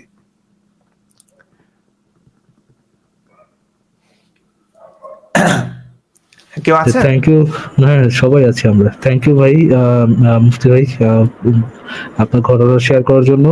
ইকবাল ভাই যুক্ত আছেন, আল্লামা ইকবাল। আচ্ছা, জি ভাইয়া, বলেন ভাই, আপনার কথা বলার পর আমরা দর্শকদের কাছে যাবো, বলুন। আচ্ছা, ধন্যবাদ ভাই। আমি দেখলাম আপনারা সবাই আছেন এখানে, এবং মুফতি ইমরান ভাই, ওনার সাথে এখনো আমার সরাসরি ইয়ে হয়নি, এখন পর্যন্ত কথা হয়নি আর কি। তো পরিচিত হতে আসলাম আর কি। আমি হ্যাঁ, মুফতি ভাই আপনার সব ভিডিওগুলো দেখা হয় নাই, বাট কিছু কিছু ভিডিও আমি দেখছি যেগুলো সামনে আসছে, এবং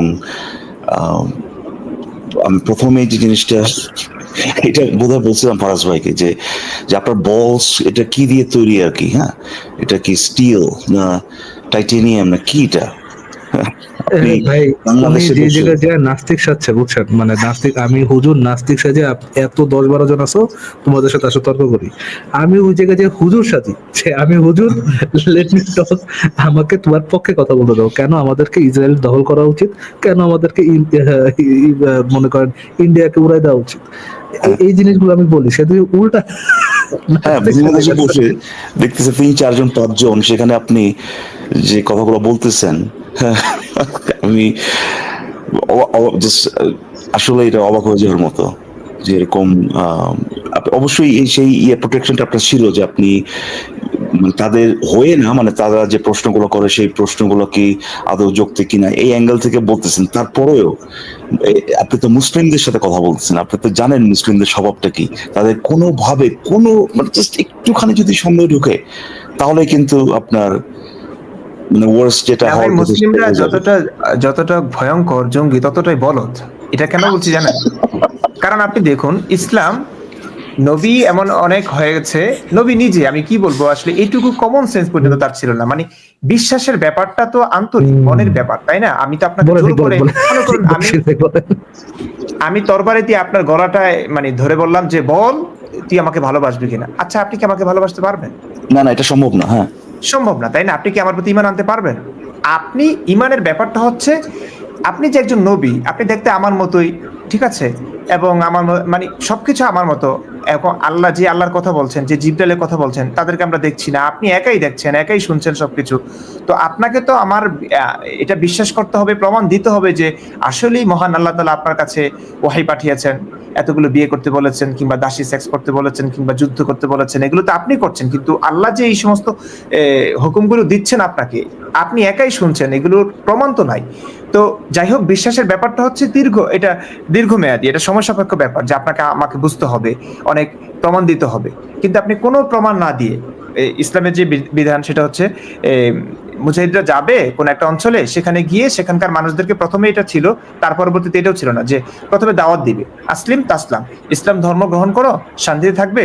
আর যদি ইসলাম ধর্ম গ্রহণ না করো, তাহলে জাস্ট হয়তো যুদ্ধ করো, হয়তো জিজিয়া দিয়ে থাকো। ঠিক আছে, এটা এভাবেই চলেছে। তা এখন কথা হচ্ছে, মনে করুন তরবারির মাধ্যমেই এখন একটা মানুষ যদি ইসলাম ধর্ম গ্রহণ না করে, তখন তার পরিণতি দুইটা, হয়তো জিজিয়া দিয়ে তাদের নিজ দেশে তারা গোলামের মতো থাকবে, নতুবা যুদ্ধ করতে হবে। এখন যুদ্ধ সম্ভ্রান্ত সভ্য মানুষরা আসলে যুদ্ধের বিগ্রহ এগুলো পছন্দ করে না, কারণ তারা দুদিনে দুনিয়া সুখে শান্তিতে থাকতে চায়, তারা ঝামেলাকে এড়িয়ে চলতে চায়। এখন কে মোহাম্মদের বাহিনীর সঙ্গে যুদ্ধ করবে? মানে ঝামেলা না তো, কিন্তু মানে মুফতি ভাই, এখানে তো একটা সমস্যা আছে। আপনি বলতেছেন যে অমুসলিমদের জন্য এটা করা হইতো, মুসলিমদের জন্য তো এইটাই ভাই, আল্লাহ যে আছে, নবী যে আল্লাহর রাসূল, কোরআন যে আল্লাহর কিতাব, পরকাল আছে, তারপর এই যে ইমানের 7টা ইমান, ইমানের 7টা লেভেল, এইগুলো তো মুমিন মানে মুসলিমদেরকে বিশ্বাস করতে হয় জাস্ট বিকজ নবী মোহাম্মদ দাবি করছে দেখে। এইগুলো তো প্রমাণ, মানে ইসলামিক ট্রেডিশন অনুযায়ী প্রমাণ পেয়ে আপনাকে বিশ্বাস করতে হবে, যে সেটা এরকম না। অমুসলিমদের কি আমি জোর সেটাই করে বলছি, বিশ্বাস? আমি সেটাই বলছি। মুসলিমদেরকেও দেখেন ইসলামী যে কতটা বোকা বোকা বানায়। এই মনে করুন আমি কোন জায়গায় ধরা খেলাম, কারো সন্দেহ হলো যে আমি আসলে ভিতরে ভিতরে মুক্তমনা কিংবা স্বাধীন চেতা এরকম ভাবতে পারে, কিংবা নাস্তিকই ভাবতে পারে। এখন আমার জানতো মানে আশঙ্কাজনক, মানে আমার কিছু একটা হবে। এখন আমি যদি বলে দিই, মুখে বলে দিই, না না তওবা করেছি, আমার কিছু ভুল ভ্রান্তি ছিল, আমি আসলে ভুল বুঝছি, নাস্তিকরা আমাকে ভুল বুঝিয়েছে, এখন আমি পাক্কা মুমিন, আল্লাহ আমাকে ক্ষমা করো, লা ইলাহা ইল্লাল্লাহ মুহাম্মাদুর রাসূলুল্লাহ, আমি বলে ফেললাম, তাইলে কিন্তু ওরা আমাকে বাঁচিয়ে রাখবে। কিংবা শয়তানের কি না আশ্রয় আশ্রয় নিয়ে শয়তানে, ওই যে দেখেন না যে মাদ্রাসা বলাৎকার করে তারপরে বলে যে শয়তানের ধোঁকা করে ফেলেছি, তখন হুজুররা কিন্তু দিব্যি মাফ করে দেয় যে আচ্ছা ঠিক আছে শয়তান, মানে শয়তানের উপর চাপিয়ে দিলেই আপনি মুক্ত হয়ে যাচ্ছেন, আপনার কোনো সমস্যা হচ্ছে না। মানে কি মানে এগুলো কোনো কথা? এটা আপনার এই স্কেপ ক্লজটা তো আল্লাহ দিয়ে দিছে, যে যে মানুষজন যখন কিনা খারাপ কাজ করবে এটা শয়তানের ধোঁকাতেই করে, তো তাহলে পরে তো এটা তো আল্লাহ বাতলাই দিয়েছে, তাই না জিনিসটা? তো যাই হোক, আপনার এইটার থেকে তো ভাই মোহাম্মদও বাঁচে নাই। সে বলে ওই আপনার 2-3টা কুফুরি শয়তানের আয়াত যে নিয়ে আসছে, এদেরকে উপরে করলে হবে। এটার সাথে তো মোহাম্মদও এই মানে ট্যাকটিক্সটা মোহাম্মদ নিজেও তো ব্যবহার করছে। হ্যাঁ, মোহাম্মদকে যদি এভাবে ডিসিভ করতে পারে, আমরা তো কিছুই না, এক্স্যাক্টলি, তাই না? শয়তান যদি কাজ না করতো, বা শয়তান যদি মুফতি ভাইকে যদি ইসলামটা আসলে শান্তির ধর্ম, বুঝতে পারছেন? আপনি যা কিছুই করবেন না, বলাৎকার করে আপনি বলে দিবেন শয়তান করে, শয়তানের ধোঁকা করেছে, আপনি মাফ, মানে কি যে শান্তির ধর্ম। ভিডিওটা একটু আপনার সাথে দেখার ইচ্ছা। আমি আর মুফতি ভাই যদি থাকে তাহলে খুবই ভালো হয়। মানে অ্যারাউন্ড 1 ঘন্টার একটা ডিবেট দুজনের মাঝে, বুঝছেন? এই যে বান্দা ভাইয়া, এটা হচ্ছে আমি গিয়েছি জাস্ট ওনাদেরকে, আমি নাস্তিকদের প্রশ্নের উত্তরে তারা কি বলেন, মানে উনি আমাকে কি দেখেছেন নিশ্চয়ই, মানে কি বলবো, এটার কিছুটা কাট অংশ আমি দেখছি আর কি, এই ভিডিওটা প্রতি লাইনের মধ্যে, বুঝছেন ভাই, প্রতি লাইনের মধ্যে করে যে মানে অ্যাটলিস্ট 2 থেকে 3টা করে ফালাসি করছে।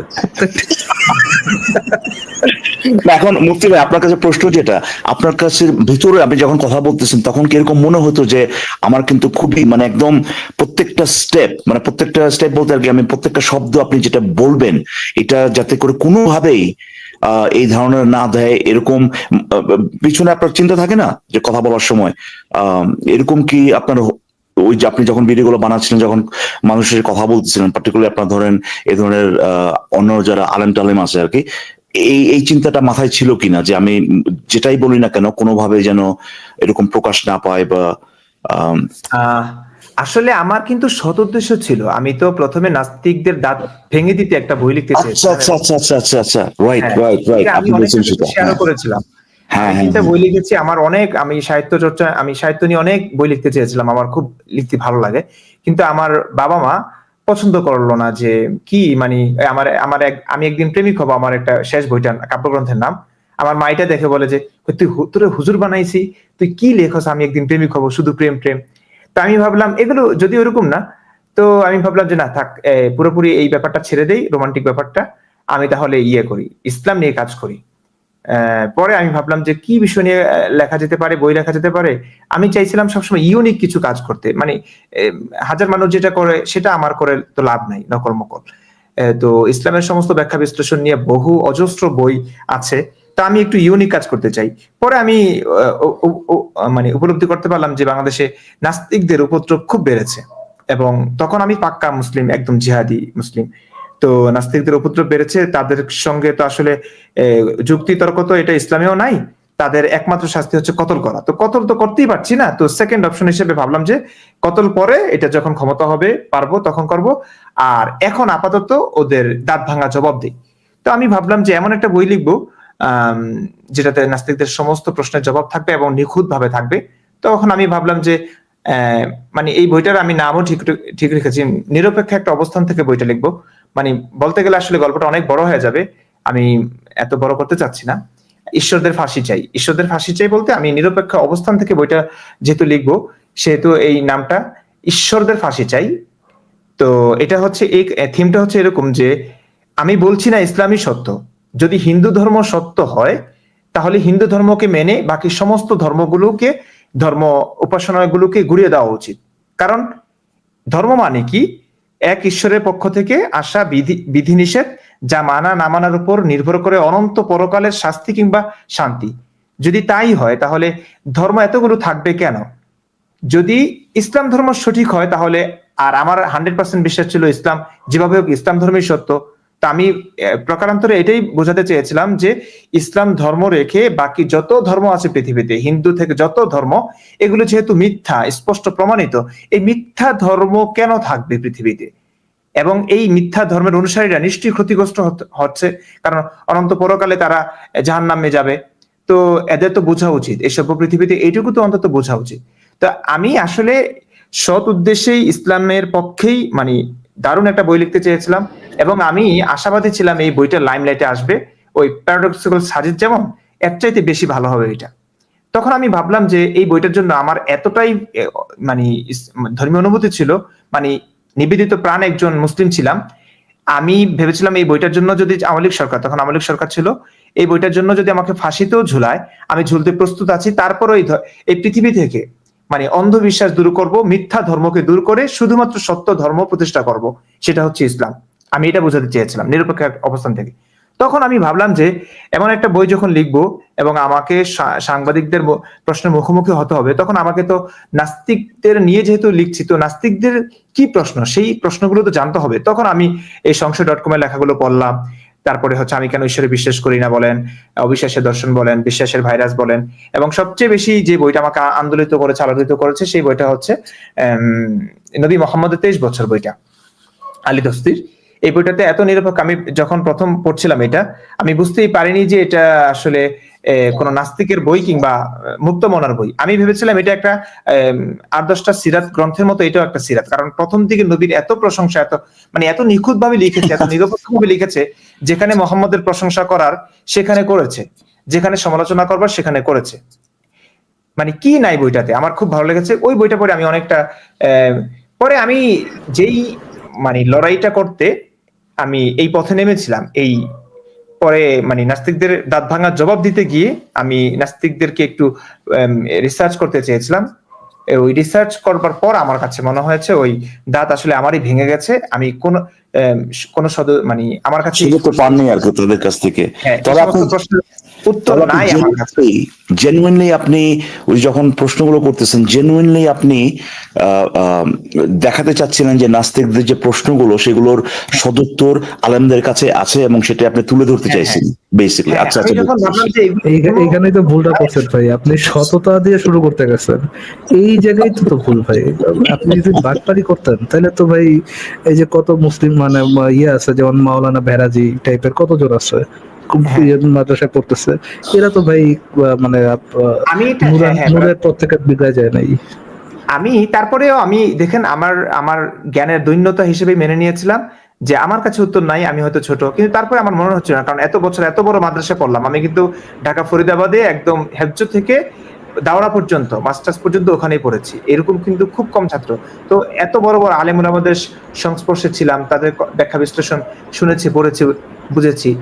তো আমার কাছে যখন উত্তর নাই, আমি 100% শিওর ছিলাম আমাদের যে ওস্তাদরা আসাতিজা কেরাম ছিলেন, ওনাদের কাছে কখনো এই প্রশ্নের উত্তর নাই। কারণ আমরাও কখনো কখনো ক্লাসে এরকম সংশয়ের কথা জানিয়েছিলাম, প্রশ্ন করেছিলাম, তখন আমাদেরকে বলেছে, এমন উত্তর দিয়েছে মানে এগুলো কোনো উত্তর না আর কি, না এগুলো নিয়ে প্রশ্ন করতে হয় না। আর যেমন তাকদীর নিয়ে প্রশ্ন করেছিলাম, তাকদীর নিয়ে প্রশ্ন করলে নবী রেগে যেতেন, তবে আমাদের হুজুর তো রাখবে না। তো কিন্তু রাগারাগি তো আর উত্তর না, যেখানে এত অস্পষ্টতা সেখানে আমি প্রশ্ন করতে পারবো না? তো উনি বলতেন যে না, তাকদীর আচ্ছা, নিয়ে এই মুফতি ভাই, জি। ধরেন যেই প্রশ্নের নবী রেগে যেতেন, সেই প্রশ্নের উত্তরে যদি মুমিনরা উত্তর দেয়, সেই প্রশ্নের যদি উত্তর মুমিনরা দেয় ঠান্ডা মাথায়, তাহলে কার চরিত্র ভালো, নবীর নাকি এই চুনাহাগা যে মুমিন গুলো আছে তাদের? নবী না, উনি চুনাহাগা, উনি নবী। কারণ নবীর উপর মাতাবরি করলে তো আসলে নবী থাকে না। উনি তো নবী থাকে, উনি নবী হয়ে যাচ্ছে, নতুন নবী। কারণ মুফতি ভাই, যেটা চুনা আল্লাহ হাগা শব্দটা বলার জন্য অনেক ধন্যবাদ। নবী এক্সপ্লেন করতে পারে না, এই রেগে গেছে, সেটার উত্তর এখন আলেমরা দাঁত ভাঙা জবাব দিচ্ছে, আর মানে কি বুঝতে পারেন না? আচ্ছা মুফতি ভাই, আপনাকে কখনো এটা বলা হয়েছিল যে আচ্ছা আপনি তো নাস্তিকের মতো কথা বলতেছেন, কিংবা এগুলো তো নাস্তিকদের জন্য প্রশ্ন, হ্যাঁ? কিছু ক্ষেত্রে তো রেগেও গেছে কিছু কিছু মানুষ। আমার ওই ভিডিওগুলো ছাড়া হয় নাই। তারপরে আবার কিছু আলেম আমাকে অফ ক্যামেরাতে বলেছে, ভাই প্রশ্নটা আসলে এগুলোর কোনো উত্তর নাই, কিন্তু আমি ওনাদেরকে বলেছিলাম যে আমি একটা রাস্তাদের প্রশ্নের জবাব নিয়ে গবেষণা করছি, তো আমি একার পক্ষে তো আমার সম্ভব না, আমার জ্ঞানের দৈন্যতা আছে। আমি চাচ্ছি যে আপনাদের কাছে হয়তো এমন কিছু পেতে পারি যা আমার গবেষণাকে আরো এগিয়ে নিয়ে যাবে এবং আমি অনেক উত্তর পেতে পারি। তো আমি অন ক্যামেরাতে বলছি এগুলো ভিডিও ছাড়বো না, জাস্ট আমি আমার নোট করে রাখবো আপনার উত্তরগুলো, আপনার কি হয়। বলছে হ্যাঁ ঠিক আছে। তো এভাবে করেছি। তারপরেও আমার ভয় ছিল, কারণ এভাবে অনেকে বলেছে যে আপনি কি প্রশ্ন করছেন, অনেকে রাগ দেখছেন। আচ্ছা মুফতি ভাই, তাহলে আজকে আমরা দর্শকের কাছে যাই, because অনেকেই বুঝতেছেন তো, ওকে। চলেও যাবেন। ফরাজ ভাই, জাস্ট আমি আমার ইন্ট্রোডাকশনটা ওনাকে দিয়ে দিই আর কি, জাস্ট দুই সেকেন্ডে, হ্যাঁ, যাওয়ার আগে। তো সে পরিচিত অনেক ভালো লাগলো ভাই। হ্যাঁ, আমি এখানে আল্লামা ইকবাল নামে পরিচিত। আমার কোরআন এবং হাদিসের উপর যে কমান্ড, এটার কারণে আমাকে অনেক আল্লামা বলেই ডাকেন আর কি। তো আমি ভাবছিলাম আপনি আলেম কিনা। হ্যাঁ, ও প্রায় কাছাকাছি বলতে পারেন আর কি। হ্যাঁ, ঠিক আছে ভাই। ঠিক হ্যাঁ, আছে। ভাই খুব খুব ভালো লাগলো কথা বলে। আপনি কি চলে যাচ্ছেন?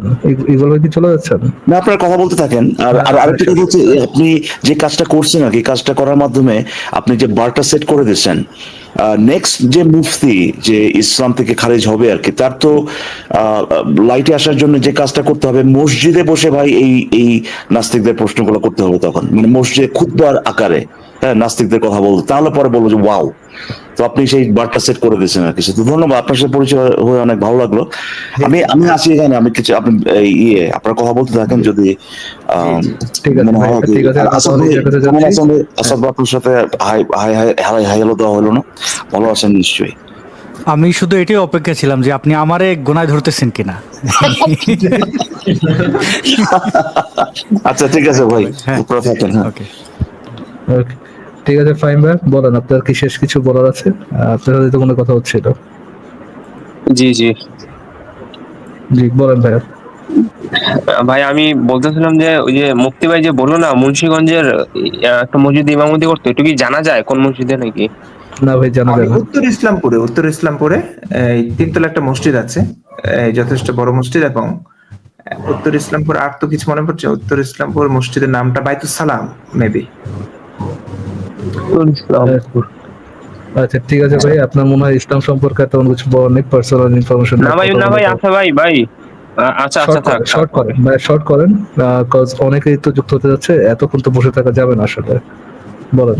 আসাদ ভাই জি ভাই বলেন, শুনতে পাচ্ছি। ভাই, আপনার যে ইস্তেহার চ্যানেলটা অনেক ভালো ভাই, জোস, Thank you. এটাই আর কি।